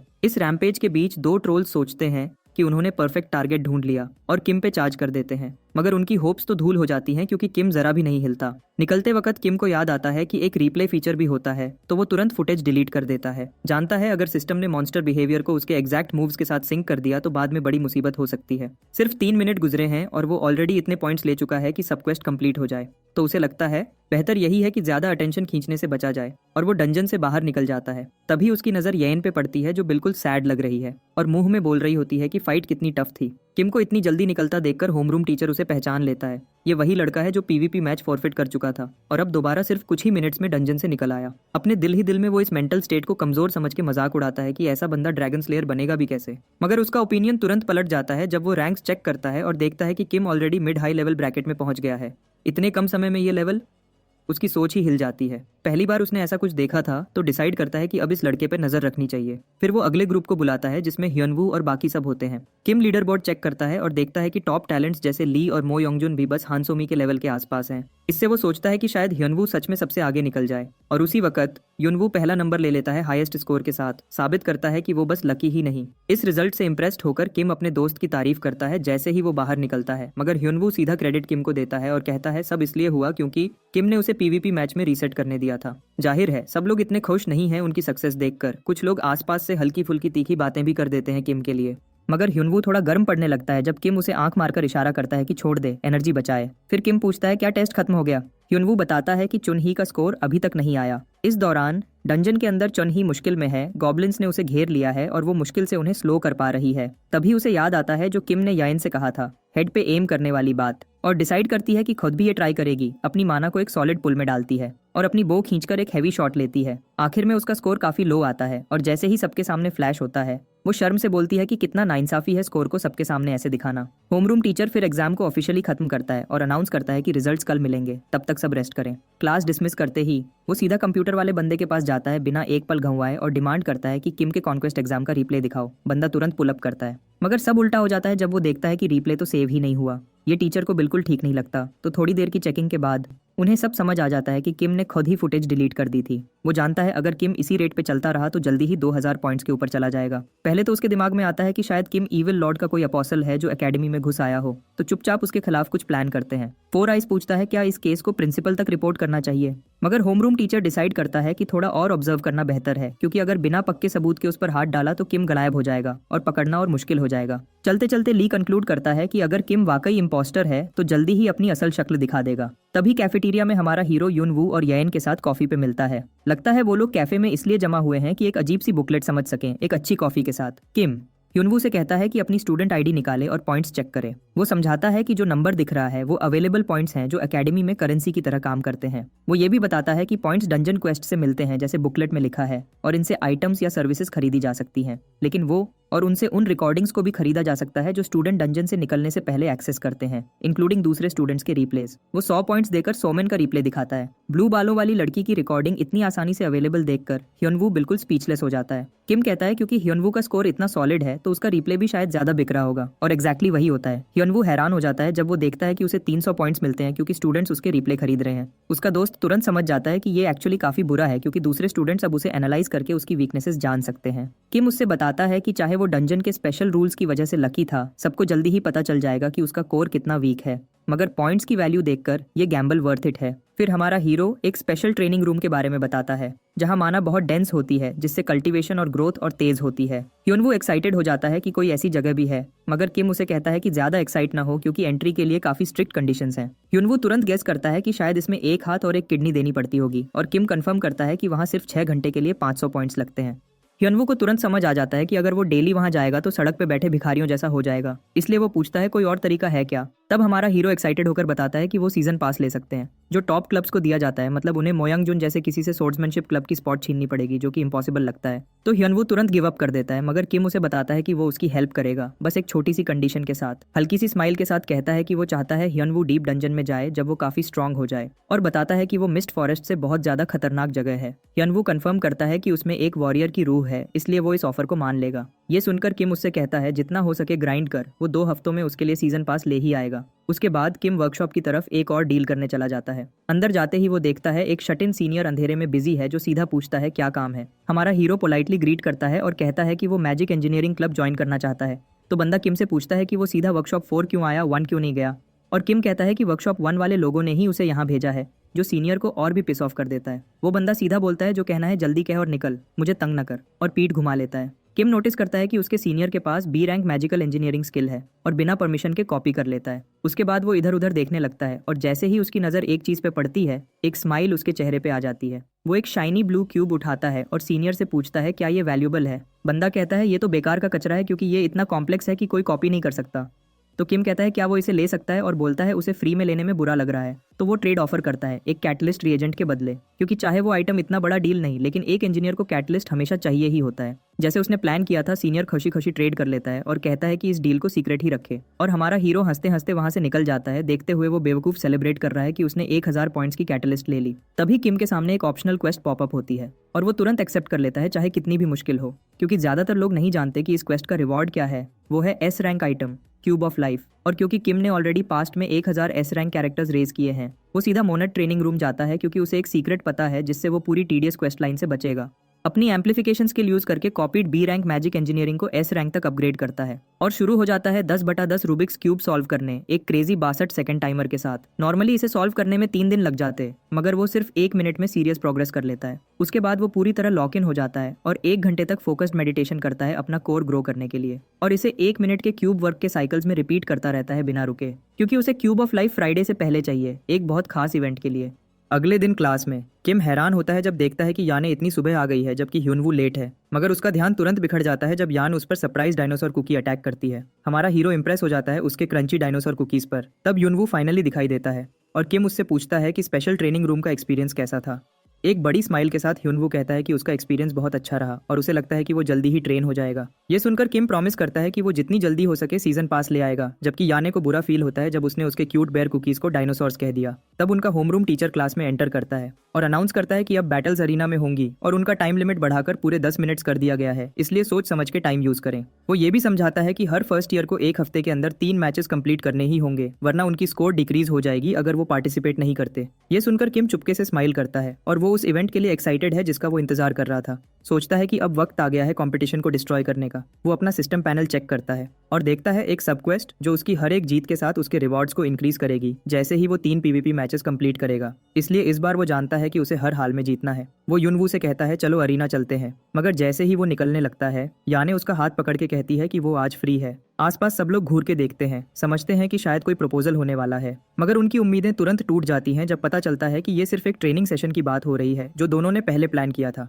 बाद में दोपहर को जब अरीना बिल्कुल खाली होता है और किम कैजुअली अपने दोस्त के साथ मजे ले रहा होता है, एक लाल बालों वाला बंदा जी होंग अचानक अंदर आता है और उसका मजाक उड़ाने लगता है कि उसने मिस सॉन्ग के अगेंस्ट हार मान ली थी। वो किम को बुरा भला बोलता है। यूनवू तुरंत गुस्से में आ जाता है। किम शांति से हाथ हिलाकर उसे रोकता है और सिचुएशन को संभाल लेता है। फिर भी किम ने डिसाइड कर रखा है कि वो रेडहेड को आसानी से नहीं छोड़ने वाला, और उसे बताता है कि प्लेसमेंट एग्जाम्स में उन दोनों का सेम स्कोर आया था। ये सुनकर जीहोंग और ज्यादा चिढ़ जाता है और चीखता है कि ये कितना इंसल्टिंग है। उसका कंपैरिजन एक डरपोक से किया जा रहा है, और प्रूव करने के लिए वो किम को एक 1-on-1 ड्यूएल के लिए चैलेंज करता है। किम बिना हिचकिचाए एक्सेप्ट कर लेता है। किम एंजॉय करता है कि सब कुछ बिल्कुल उसके प्लान के अनुसार हो रहा है। जी होंग सोचता है कि वो एक ही स्ट्रांग मूव से मैच खत्म कर देगा, मगर किम एक कदम आगे रहता है और उसे हमिंगबर्ड स्पेल से तुरंत पैरालाइज कर देता है। वो जी होंग का मजाक भी उड़ाता है कि वो उसी ट्रिक से दोबारा हार गया, खासकर जब कुछ दिन पहले थंडर गर्ल ने भी उसकी बेइज्जती की थी। ग्रे किम कहता है कि उसने कम से कम सॉन्ग चुन ही जितनी सख्ती नहीं दिखाई और आराम से फाइट खत्म कर देता है। पूरी तरह हारकर भी रेडहेड मानने को तैयार नहीं और जिद करता है कि अगर एक और मैच हुआ तो वो अलग तरीके से खत्म होगा। किम भी मजाक मजाक में मान जाता है और एक और राउंड के लिए तैयार हो जाता है, मगर रिजल्ट वही रहता है। जी होंग और भी बुरी तरह हार जाता है। फिर भी वो गिव अप नहीं करता। जी होंग फिर चैलेंज करता है, अभी भी आशा कर रहा है कि वो जीत जाएगा, जबकि किम को बस एक और विन चाहिए होती है अपनी क्वेस्ट कंप्लीट करने के लिए। वो एक्टिंग करता है जैसे वो बिल्कुल थक गया है और कहता है कि अगर फिर से लड़ना है तो उसे कुछ रिटर्न में चाहिए होगा। बेचारा जी होंग इतना अशांत हो जाता है कि तीसरी फाइट के लिए अपने घर की बनाई हुई एक महंगी स्पिरिचुअल पिल तक दे देता है, सिर्फ इस उम्मीद में कि शायद इस बार जीत जाए। मगर इस बार भी रिजल्ट बिल्कुल वैसा ही होता है। उसकी वॉट फिर से लग जाती है, बिल्कुल उसी तरह। इस बार उसका दिमाग थोड़ा ठीक हो जाता है। वो मान लेता है कि उसकी हार पक्की है और किम से शर्मिंदा होकर माफी मांगता है और सच्चे दिल से कहता है कि उसने किम को गलत समझा। डरपोक कहना उसकी सबसे बड़ी मूर्खता थी। मगर किम उससे बस इतना कहता है कि फिलहाल तो ऐसे ही शो कराए जैसे वो एक डरपोक हो। थोड़ा अजीब लगता है, लेकिन जी होंग बिना कुछ पूछे मान जाता है। किम अपने 3 विन्स कंप्लीट कर लेता है जैसे उसकी सबक्वेस्ट स्ट्रेटजी में था। फिर वो ह्यूनवू से मिलता है जो बताता है कि उसने भी 2 जीत हासिल कर ली है। ह्यूनवू कहता है उसका एक और मैच बाकी है और किम को बोलता है कि वो पहले निकल जाए जब तक वो अपना काम निपटा ले। किम सीधा मोनेट ट्रेनिंग रूम चला जाता है जहां वो बड़े पेशेंस से याने को मैजिक बुलेट्स की बेसिक ट्रेनिंग देता है, उसे धीरे धीरे और मजबूत बनाने लगता है। वो लड़की बड़ी तेज निकली। जिस स्पीड से वो सीखती जा रही है, किम उससे इंप्रेस हो जाता है। ट्रेनिंग तब तक चलती रहती है जब तक याने की फाइट की बारी नहीं आ जाती, और इस मैच में उसका सामना एक हरे बालों वाले लड़के क्वाकजी च्योल से होता है। वो लड़का थोड़ा स्मार्ट बनने की एक्टिंग करता है और उस एरिया का फायदा उठाकर छुप जाता है, मगर याने बस हल्का सा मुस्कुराती है और उसे एक चिड़िया की तरह निशाना बनाकर गिरा देती है। एकदम साफ और आसान जीत मिल जाती है। उस रात होमरूम टीचर बैठ के मैच रिप्लेस देख रहा होता है और उसे कुछ अजीब लगता है। उसकी आंखें फट जाती हैं जब वो याने की फाइट देखता है और हैरान होता है कैसे कोई सिर्फ 2 दिन में इतना इंप्रूव कर सकता है। तभी उसे याद आता है कि उसने सुना था किम उसके साथ ट्रेनिंग कर रहा था, और उसे समझ आ जाता है कि किम ने फिर से कुछ बड़ी चालें चली हैं। ये सोचकर टीचर थोड़ा घबरा जाता है और वो सोचता है कि असल में ये लड़का है कौन। उधर किम आराम से किसी और जगह पूरी तरह क्यूब पे फोकस किए हुए होता है और आखिर वो क्यूब ऑफ लाइफ को बना लेता है, जो लाइफ टाइप आइटम्स की इफेक्टिवनेस को 1.3 गुना तक बढ़ा देता है। वो खुश होता है कि उसकी मेहनत और मेडिटेशन काम आ गई। उसकी कोर रैंक भी डी तक पहुंच गई, मतलब अब माना स्किल्स चलाना पहले जितना दर्द नहीं देगा। सब कुछ तय हो जाने के बाद हमारा हीरो कॉन्फिडेंट होकर अपनी नई इन्वेंशन को एडवर्टाइज करने निकलता है, और जाते हुए उसकी टक्कर होती है ड्रूइड पार्क नारी से। जैसे उसने प्लान किया था, सारे जानवर जैसे उसका टाइगर किटी लाइफ एनर्जी के लिए बड़े सेंसिटिव होते हैं। क्यूब तुरंत बिल्ली को अट्रैक्ट कर लेता है और बिल्ली सीधा जंप मार के क्यूब पे बैठ जाती है जैसे कोई राजा की कुर्सी हो। नारी शर्मिंदा होकर माफी मांगती है और पोलाइटली बिल्ली को वापस बुलाती है, मगर एक जादूगर होने के नाते वो फौरन महसूस करती है कि इस क्यूब से कितनी गहरी लाइफ एनर्जी निकल रही है। तब किम मजाक से कहता है कि उसे जाना है, इसलिए अच्छा होगा अगर वो अपनी बिल्ली को वापस ले ले जो उससे ज्यादा चिपक रही है। नारी क्यूरियोसिटी से पूछती है कि क्या वो क्लास 3 से है, और फिर माफी मांगती हुई वहां से चली जाती है, लेकिन उसके चेहरे पे अब भी इंटरेस्ट दिखता है। किम को पता है उसका मिशन सक्सेसफुल रहा, नेचर क्लब का ध्यान खींच लिया, सीजन पास मिलने की राह अब और खुल गई है। अब वो पूरी तरह तैयार है अपने मेन इवेंट के लिए। थोड़ी देर बाद क्लास में टीचर कोई बोरिंग लेक्चर पढ़ा रहा होता है, लेकिन किम के दिमाग में सिर्फ उसका अगला मूव घूम रहा होता है। मगर किम पूरी इंटेंसिटी से बस 1 और मिनट का इंतजार करता है ताकि वो खास इवेंट ट्रिगर हो सके। जैसे ही क्लास खत्म होती है, सारे स्टूडेंट्स आराम से रिलैक्स होकर गपशप करने लगते हैं। तभी अचानक एक गहरी लाल रोशनी चमक उठती है और हवा में कहीं से एक धड़कती हुई ऑर्ब जाहिर हो जाती है। उस ऑर्ब से बिजलियां निकलती हैं जो हर स्टूडेंट को एक पल के लिए हिला के रख देती है, मगर उनकी घबराहट ज्यादा देर नहीं टिकती क्योंकि और भी उतनी ही तेजी से गायब भी हो जाती है। शुरू में सबको लगता है कि शायद कुछ हुआ ही नहीं, मगर धीरे धीरे सब एक दूसरे की तरफ देखकर हैरान रह जाते हैं क्योंकि सबके माथे पे अजीब नंबर्स छप गए होते हैं। हमारे हीरो को तुरंत समझ आ जाता है कि ये वही छानबीन है जो अचानक होने वाली होती है, जिसे बैंड वेव कहते हैं। इसमें किसी एडवांस्ड साईफाई जैसे मैजिक का इस्तेमाल होता है जो चेक करता है कि स्टूडेंट्स के पास कोई भी निजी या इलीगल आइटम तो नहीं, और अगर होती है तो तुरंत उन्हें लॉक कर देता है। किम वाकई हैरान हो जाता है उस गंदी सी चीख की आवाज सुनकर जो ये सिस्टम निकालता है। वहीं यान और ह्यूनवू ऐसे खड़े रहते हैं जैसे कुछ भी अजीब नहीं हुआ हो। फिर किम देखता है एक बेचारा लड़का घबरा के अपनी इन्वेंट्री चेक कर रहा होता है और उसके पास आता है और पूछता है कि क्या उसके क्लब प्रेसिडेंट ने उसे बताया नहीं कि आज इंस्पेक्शन डे है। फिर भी वो बेचारा चीख पड़ता है। वैसे तो उसके पास कुछ इलीगल नहीं, मगर जो चीजें हैं वो ऐसी हैं जो किसी भी मर्द को पकड़े जाने पर शर्म से डूब मरना चाहिए। तब हमारा हीरो बड़े ही आराम से कहता है कि अगर वो चाहे तो वो उसकी हेल्प कर सकता है। पहले तो लड़का शक करता है कि किम वाकई कुछ कर भी पाएगा या नहीं, लेकिन जैसे ही किम उसका आइटम वापस लेता है, लड़का तुरंत गिड़गिड़ाता है कि उसे बचा लो और वचन देता है कि वो उसकी हर बात मानेगा। ये सुनकर किम बिल्कुल शांत अंदाज में उसे याद दिलाता है कि अब वो उस पर एक कर्ज छोड़ गया है। वो लड़का बिना किसी हिचकिचाहट के इस बात पे अग्री करता है। फिर किम उससे कहता है कि अपने सारे बैंड आइटम्स आराम से उस क्यूब के अंदर डाल दे। इस पर लड़का किम से पूछता है कि क्या ये वाकई सेफ है। दोनों टेबल के नीचे चिपक के बैठे हुए जैसे कोई इलीगल काम कर रहे हो। किम लड़के से कहता है लेना है तो लो वरना रहने दो। जैसे ही किसी के चलने की आवाज आती है, लड़का घबरा के बिना कुछ कहे अपने सारे illegal items cube of life में डाल देता है। उसी समय चुनही एक धमाकेदार एंट्री लेती है और चीखती है कि सब चोर वहीं रुक जाएं। वो फौरन टेबल के नीचे छुपे दोनों लड़कों को देख लेती है और उनसे पूछती है कि वो एग्जैक्टली क्या छुपा रहे हैं। पर किम आराम से खड़ा हो जाता है और कहता है कि बस बॉयज की प्राइवेट बातें हो रही थी और ये उसके मतलब की बात नहीं। वो लड़का भी उसकी हाँ में हाँ मिलाता है और कहता है कि वो लोग कुछ गलत नहीं कर रहे थे, लेकिन चुनही उसे कहती है कि जो भी चीजें उसके पास हैं सब निकाल के दिखाए। फिर वो किम की तरफ मुड़ती है और कहती है कि जो भी छुपा रखा है सब सामने लाए, क्योंकि और भी कभी झूठ नहीं बोलता। मगर जब और भी बिल्कुल भी रिएक्ट नहीं करता तो वो शॉक हो जाती है, हैरान होकर देख रही होती है और किम मजे से एक्सक्यूज करके वहां से निकल जाता है। अंदर ही अंदर बहुत ज्यादा कलुष होता है कि उसने क्यूब ऑफ लाइफ बिल्कुल वक्त पे हासिल कर लिया फ्राइडे के लिए, क्योंकि ऐसा एक आइटम की यूटिलिटी दिखाना जो बैंड वेव को बाईपास कर सके, उसके हाथ एक बार्गेनिंग पावर आ जाएगी। क्लास के बाद किम उसी लड़के के साथ हॉलवे से गुजर रहा होता है जो बार बार उसका शुक्रिया अदा करता है, शायद इसलिए कि अगर वो पकड़ा जाता तो अब तक सांस लेना कठिन हो गया होता। किम एक शरारती स्माइल के साथ उसे याद दिलाता है कि उसने ये सब मुफ्त में तो किया नहीं। फिर कहता है कि सीधा अपने क्लब प्रेसिडेंट के पास जा और वहां से अपनी चीजें वापस ले ले। तो लड़का थोड़ा घबरा के कहता है कि वैसे भी वो उससे काफी दिन से मिलना चाह रही थी। देखा जाए तो थीव्स गिल्ड पूरे ड्रैगन स्लेयर एकेडमी में सब इलीगल आइटम्स को इधर उधर करने की जिम्मेदार है, और बिल्कुल एंट्रेंस पे किम देखता है कि वो बेचारा बिल्कुल निश्चलता से अपनी बॉस को हेलो कहता है और वो सीधा उसके चेहरे पे लात मार देती है कि उसने उसे उसके छुट्टी के दिन परेशान क्यों किया। फिर वो बेचारे की अच्छी खासी धुलाई करती है कि उसने उसका कीमती फ्री टाइम बर्बाद कर दिया और किम देखता है कि वो उस बेचारे पर किस तरह टूट पड़ती है। आखिर किम उसे याद दिलाता है कि वो भी वहाँ खड़ा है और वो लड़की फौरन शांत हो जाती है और अपना परिचय करवाती है कि उसका नाम गायोंग है और वो थीव्स क्लब की प्रेसिडेंट है। वो तुरंत बिजनेस मोड में चली जाती है और डिमांड करती है कि किम उसे वो चीज दिखाए जो बैंड वेव सिस्टम को पूरी तरह बाईपास कर सकती है। जब वो क्यूब ऑफ लाइफ को करीब से देखती है तो उसे विश्वास नहीं होता कि ये वही चीज है जिसके बारे में उसने सुना था और वो मान भी लेती है कि उसका दिल कर रहा है अभी के अभी इसे चुरा ले। मगर किम याद दिलाता है कि अगर उसने ऐसा किया तो फौरन पकड़ी जाएगी क्योंकि सब मैजिटेक आइटम्स में एंटी थेफ्ट फीचर होता है। ये सुनकर वो सरप्राइज हो जाती है कि ये चीज वाकई मैजिटेक है। फिर उसका जोश धीरे से ठंडा पड़ जाता है और वो पीछे होकर पूछती है कि असल में किम चाहता क्या है। साथ ही ये भी बता देती है कि अभी क्लब वैसे भी थोड़ा खराब चल रहा है इसलिए ज्यादा कुछ दे नहीं सकते। मगर किम उसे तसल्ली देता है कि वो कुछ ऐसा नहीं मांगेगा जो वो लोग दे ही नहीं सकते। फिर बड़े ही तमीज से निवेदन करता है कि क्या वो उसे उनके टेम्पररी अंडरग्राउंड स्टोरेज रूम तक ले जाएगी, थोड़ी प्राइवेट बिजनेस बात करनी है। इससे फौरन उसका मूड खराब हो जाता है। उसकी आंखों से पता चल रहा है कि उसे ये बात बुरी लगी। वो सोचती है कि क्या किम सीरियस है। ये टेम्पररी स्टोरेज रूम असल में वो जगह है जहां तुरंत बैंड वेव से पकड़ने के बाद सारे जब्त किया गया इलीगल आइटम्स रखे जाते हैं। गुयोंग समझाती है कि यूजुअली एक हफ्ते के अंदर अंदर ये सब चीजें ऐसे गायब हो जाती हैं कि कोई नहीं जानता किधर गई। मगर किम बिल्कुल चिल होकर कहता है कि उसे पहले से पता है कि 2 दिन के अंदर खुद प्रेसिडेंट वहां जाने वाली है। ये सुनकर वो किम पे शक करती हुई पूछती है कि क्या वो डिसिप्लिनरी कमेटी का कोई चमचा है। किम बस कंधे हिला के कहता है कि उसका उन अहंकार से भरे लोगों से कोई लेना देना नहीं, बल्कि उसकी वैसे भी उनसे नहीं बनती। ये सुनकर गुयोंग कहती है कि हाँ, पहले जो मदद उसने की उसका तो धन्यवाद, मगर ये जो अब मांग रहा है ये उतना आसान काम नहीं है। तब किम उससे कहता है कि वो जानता है कि दिन रात डिसिप्लिनरी कमेटी के लोग टेम्पररी स्टोरेज रूम की रक्षा करते हैं और वहां सिर्फ घुसना ही मुश्किल नहीं बल्कि काम करने के बाद निकलना तो लगभग असंभव है। इसीलिए वो एक मजबूत डील रखता है कि उसे बस बाहर निकलने में मदद चाहिए, बदले में वो क्यूब ऑफ लाइफ उन्हें दे देगा। गुयोंग कुछ देर के लिए गंभीरता से सोचती है। उसे समझ आता है कि अगर उनके पास ऐसी मैजिकल क्यूब हो जो बैंड वेव तक को चकमा दे दे तो थीव्स क्लब अपनी कीमती चीजें आसानी से छुपा सकता है। वो सोच ही रही होती है कि किम उसकी आंखों में आंखें डाल के देखते हुए एक आखिरी मौका देता है। इस डील को मान ले वरना ऑफर हमेशा के लिए चली जाएगी। जिस जगह ये ऑपरेशन होने वाला था वहां थीव्स क्लब के सारे लोग जमा हो गए थे ताकि कोई बड़ी हरकत करने से पहले सब क्लियर हो जाए। क्लब लीडर गुयोंग यंग ने एक एक को गिन के देखा ताकि तसल्ली हो जाए कि सब उपस्थित हैं।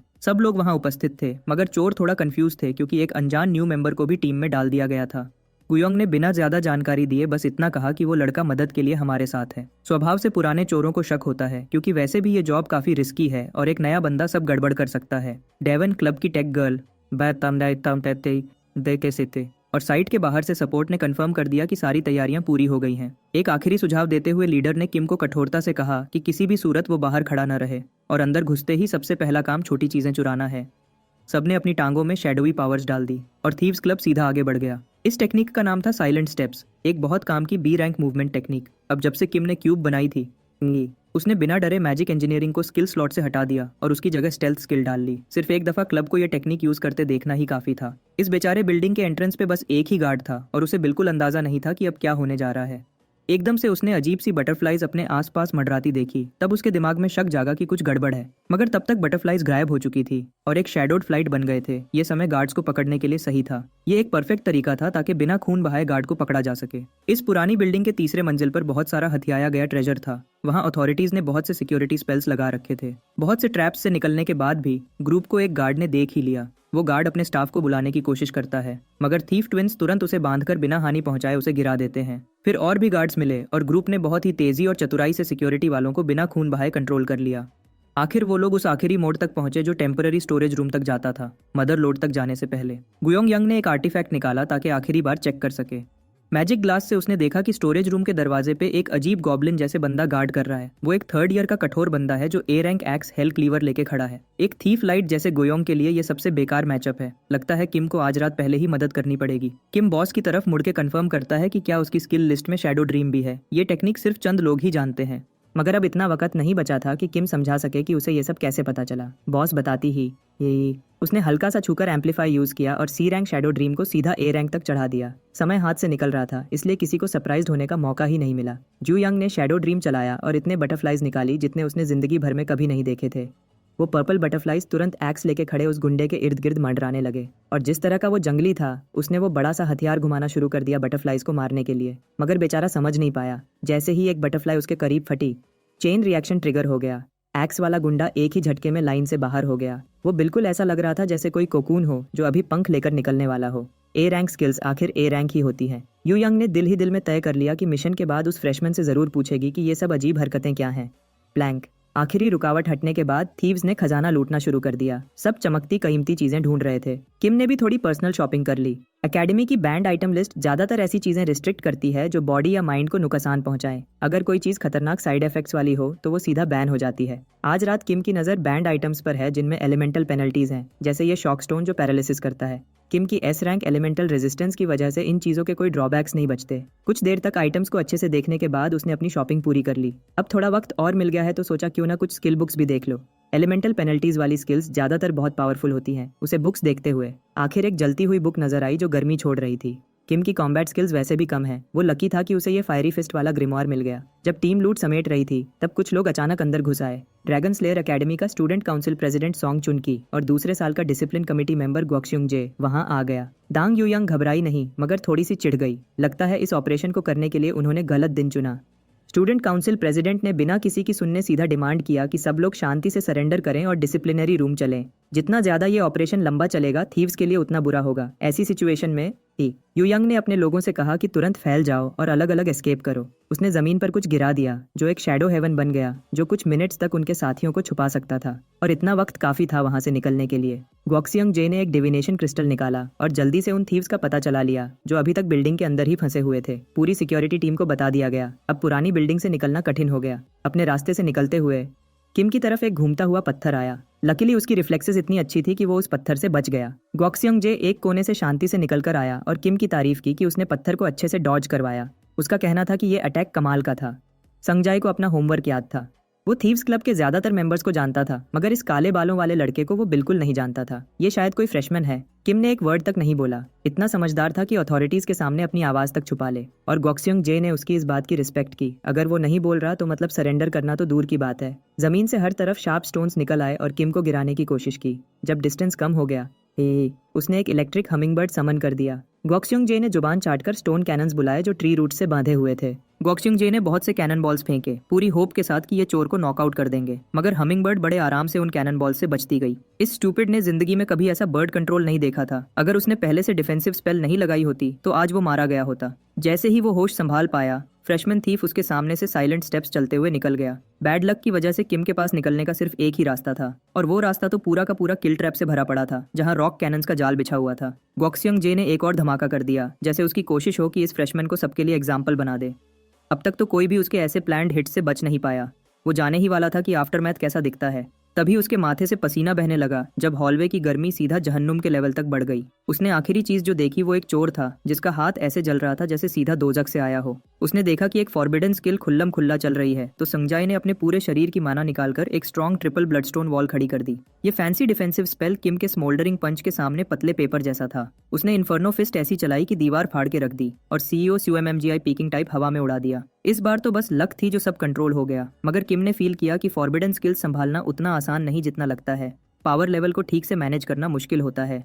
लकीली उसने वक्त पे हाथ खींच लिया, वरना सुंगजाई को सीरियस चोट लग जाती। स्कूल तो शायद चुप रह जाता, मगर एमरल्ड मैजिक टावर और डिसिप्लिनरी कमेटी तो पक्का छानबीन करते। वो लोग ओवर टाइम लगाकर किम की असल आइडेंटिटी निकालने की कोशिश करेंगे, पर उन्हें मिलना कुछ नहीं। केती तभी उसे लोगों के चलने की आवाज सुनाई दी। किम को समझ आ गया कि अब सीधा यहाँ से निकलना ही बेहतर है। जैसे ही वो बैटलफील्ड से साइलेंट स्टेप्स लेकर निकल गया, फ्रेशमैन डिसिप्लिनरी किड्स वहां पहुंचे। अगली सुबह कुछ लोगों को उठाकर स्टूडेंट डिसिप्लिनरी कमेटी के रूम ऑफ ट्रूथ में ले जाया गया। वहां चेयर पर बैठी डांग यूयंग ने इतनी जबरदस्त एक्टिंग की कि वो बिल्कुल मासूम लगी। इतना वक्त कस्टडी में बीत गया कि स्टूडेंट काउंसिल प्रेसिडेंट भी तंग आके रूम से निकल गई। अब डिसिप्लिनरी कमेटी चीफ ओसेहुन ने इस केस की बहुत शांति से इन्वेस्टिगेशन की। उसने बड़े आराम से टेम्पररी स्टोरेज का आइटम लेजर यूयंग के हाथ में दिया, और उसने पेजेस को इतने शौक से उलटा कि जैसे दिवाली की शॉपिंग हो रही हो। उसने दिल से किम को थैंक यू कहा जो उसने सबकी हेल्प की। छोटी मगर कीमती चीजें उसके क्लब ने चुराई थीं। कमेटी चीफ और सबको पता था असली चोर कौन है, मगर वो कैसे आइटम्स छुपा रहे हैं और उनके पास क्या प्रूफ है, ये उनके हाथ नहीं लगा। और यूयंग ने हमेशा की तरह हर आरोप को झूठा कह दिया। अगर बिना ठीक ठाक सबूत के उस पर केस डाला भी गया तो वो टिक नहीं पाएगा। अभी तो चीफ बस एक कमजोर सी डिसिप्लिनरी एक्शन ही ले सकता था। रूम ऑफ ट्रूथ से निकलकर वो बाकी डिसिप्लिनरी कमेटी से मिली जो रूम के अंदर लोग गिन रहे थे। उन्हें लगा उनका एक कोर मेंबर मिसिंग है। उसको इतना खुश देखकर सॉन्ग चेन हाय और गुस्से में आ गई। उसके दिमाग में ये बात पक्की थी कि मास्टरमाइंड बहुत ही बेशरम है जो इनोसेंट बनने की एक्टिंग कर रही है। आखिर गुस्से से फटके चुनही चिल्लाई कि उन चोरों में से एक ने तो इन्फर्नो फिस्ट जैसी खतरनाक स्किल चलाकर सीनियर गॉक्स्युंग जे को हॉस्पिटल भेज दिया। सच्ची बात तो ये थी कि जू यंग को खुद नहीं पता था वो क्या कह रही है। अगर वो गेस करे तो इस ऑपरेशन में सिर्फ एक बंदा था जो फॉरबिडन स्किल यूज करने की कैपेसिटी रखता था। इंटेरोगेशन के बाद क्लब लीडर सीधा क्लब गई और किम हो के हाथ चेक किए। वो ये देखकर शॉक्ड हो गई कि उसके हाथ बिल्कुल ठीक थे, एक भी जलने का निशान नहीं था। किम ने तो छुपाने की भी जरूरत नहीं समझी कि हॉस्पिटल में भेजने वाला वो ही था। वो 4 आंखों वाला स्टूपिड भूल जाओ, अब तो लूट का माल चेक करने का टाइम है। जब उसने लाइफ क्यूब में इतने कलरफुल आइटम्स देखे, जू यंग के मुंह में पानी आ गया। उसने कभी इतने सारे कलरफुल आइटम्स एक साथ नहीं देखे थे। इतनी जबरदस्त लूट देखकर तो समझ लो कि उनका डील पूरी तरह से कंप्लीट हो गया। बस किम निकलने ही वाला था कि जू यंग ने उसे रोककर एक प्रॉपर इन्विटेशन दिया थीव्स क्लब ज्वाइन करने का। उसने प्रॉमिस किया कि वो खुद इस नए लड़के का पूरा ख्याल रखेगी अगर वो अलाउ करे तो। कल रात उसने इस लड़के में घमंड और लालच दोनों देखे थे। उसकी नजरों में ये लड़का एक परफेक्ट चोर बन सकता है। सुनने में तो ये अपमान लगता है, मगर इस लड़की के मुंह से ये एक कॉम्प्लीमेंट है। खैर, किम ने रिक्रूटमेंट ऑफर को मना कर दिया। उसे लगता था कि ये लड़की उसे ज्यादा इसलिए चाहती है क्योंकि उसके पास लाइफ क्यूब है, और वैसे भी उस क्यूब को बेचने का तो उसने ऑलरेडी सोच लिया है। सबसे ज्यादा उसे अब चाहिए स्पेशल प्रैक्टिस रूम के सीजन पासेस, लगभग 4। वैसे भी बैंड वेव इम्यूनिटी तो सिर्फ एक छोटी सी बोनस फीचर है। इस क्यूब की असली पावर तो उसकी कोर एबिलिटी है। उसने वादा किया कि वो इस आइटम की फुल डिस्क्रिप्शन उसे बता देगा, बस एक छोटी सी हेल्प के बदले। किम बस चाह रहा था कि एक छोटी सी इन्फॉर्मेशन मैजिटेक क्लब के हेड तक पहुंचा दी जाए। खबर ये कि एक फ्रेशमैन ने 10x10x10 क्यूब कंप्लीट कर लिया है। यू यंग मान गई, और जब उसे पता चला कि ये लाइफ क्यूब असल में क्या चीज़ है, ये स्टोर्ड लाइफ आइटम्स की इफेक्ट्स को 1.3 टाइम्स तक बूस्ट करता है, तो उसके होश उड़ गए। इतनी पावरफुल चीज़ तो कुछ फैक्शंस में किसी भी दाम पे बिक जाएगी। जाने से पहले जू यंग ने रिक्वेस्ट करके किम से कहा कि वो उसकी इन्विटेशन को सीरियसली कंसिडर करे, चाहे क्यूब उसके लिए इंपॉर्टेंट हो या नहीं। उसने कहा कि उसे किम के पास जो कुछ है वो सब उसके लिए बहुत वैल्यूबल है, तो किम ने भी प्रॉमिस किया कि वो इस बारे में सोचेगा। वीकेंड गुजर गया और चंद दिन की खामोशी ने डिसिप्लिनरी कमेटी को भी जरा शांत कर दिया। आज किम क्लास जा रहा था यान के साथ, जो काफी थकी हुई नजर आ रही थी। मंडे की सुबह ही इतना बोर फील कर रही थी जैसे ज़ॉम्बी हो, जैसे जैसे वो अगले क्लास के करीब पहुंचे। किम को पूरा यकीन होने लगा कि कुछ एमरल्ड मैजिक टावर या नेचर क्लब के बच्चे उसका पीछा कर रहे हैं। उसे वैसे तो फर्क नहीं पड़ता और ना ही वो उनसे डरता है, मगर वो उनके मुंह नहीं लगना चाहता। तो उसने यान को पहले क्लास में जाने के लिए कहा, जबकि खुद कुछ चूहों की सफाई करने निकल पड़ा।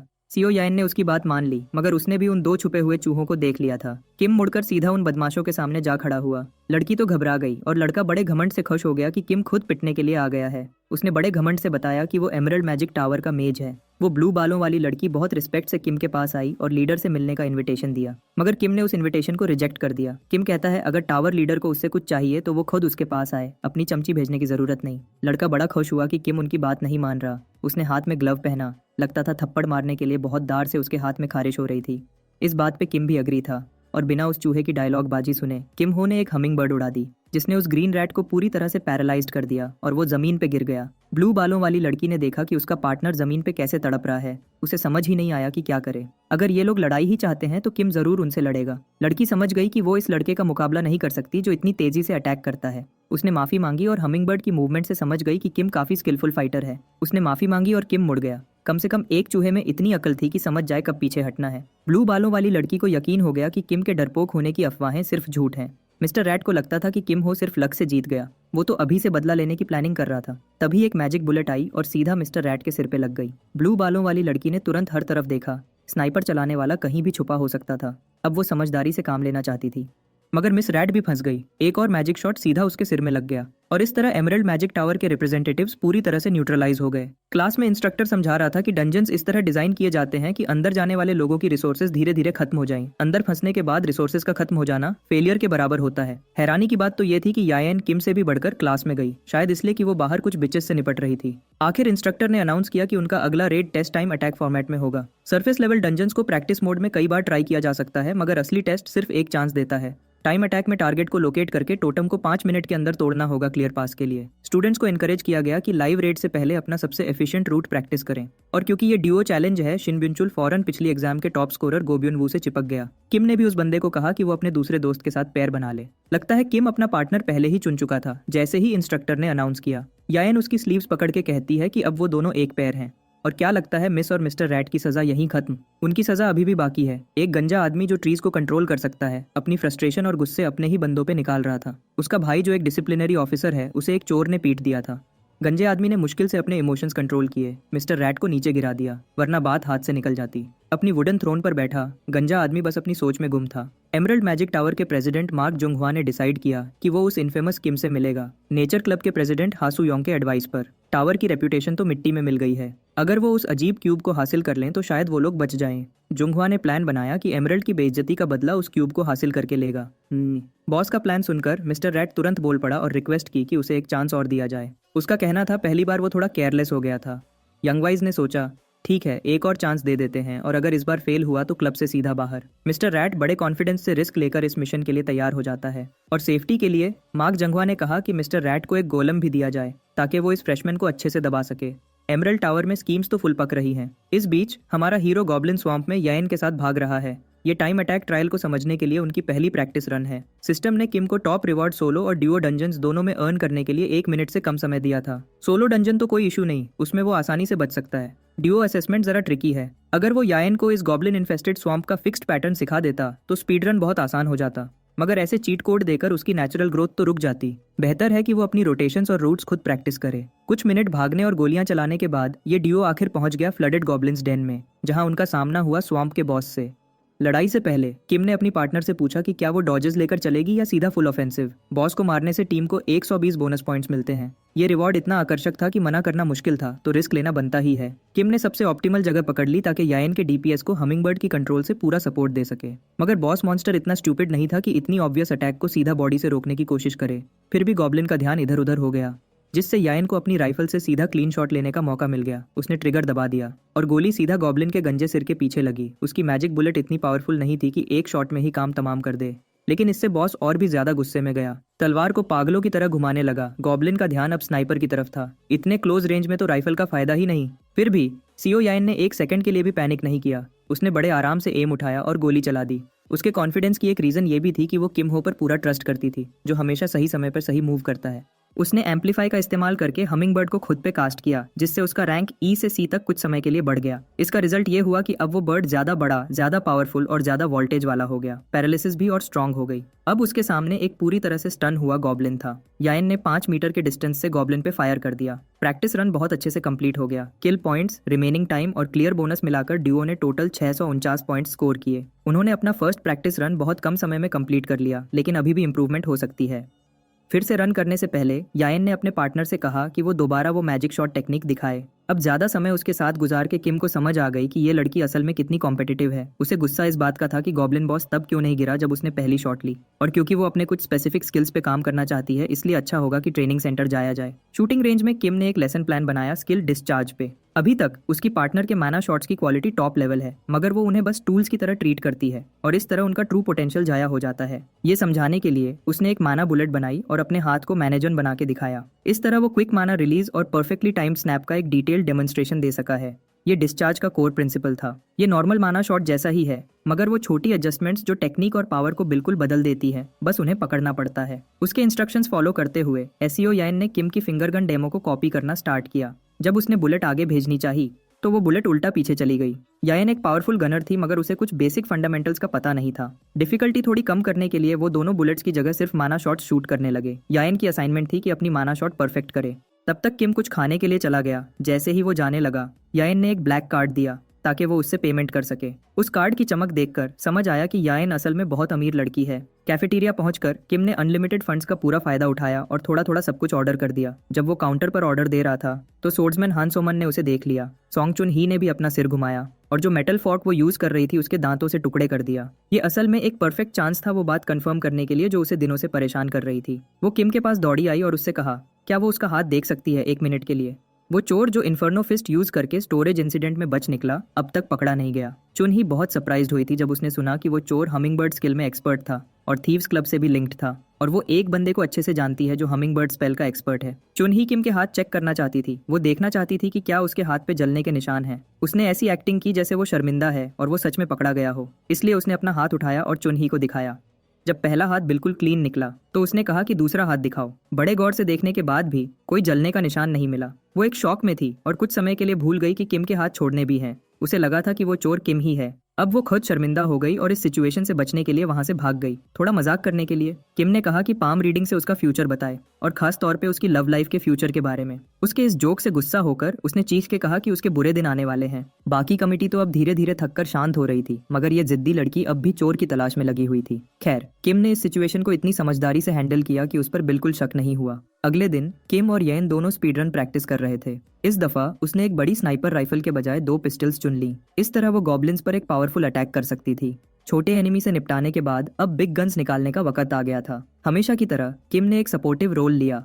हमिंगबर्ड्स स्पैम करके स्टन करता रहा, जबकि येन ने ज्यादा से ज्यादा डैमेज दिया। इस दफा उसके शॉट सिर्फ खतरनाक नहीं थे, बल्कि इतने पावरफुल थे कि गॉब्लिन के हथियारों तक को बिना रोके छेद दिया। रिमेनिंग टाइम, किल काउंट, बॉस एलिमिनेशन और क्लियर बोनस मिला के डियो ने 728 पॉइंट स्कोर किए। उस क्लीन परफॉर्मेंस के बाद किम ने येन को अप्रिशिएट किया, क्योंकि वो ये डिजर्व करती थी। उसने कल जो सीखा था उसे अपनी बैटल स्किल्स के साथ अच्छे से यूज किया, और जब किम उसे ट्रेन में मिला था तब से उसने फर्स्ट टाइम उस लड़की को स्माइल करते देखा।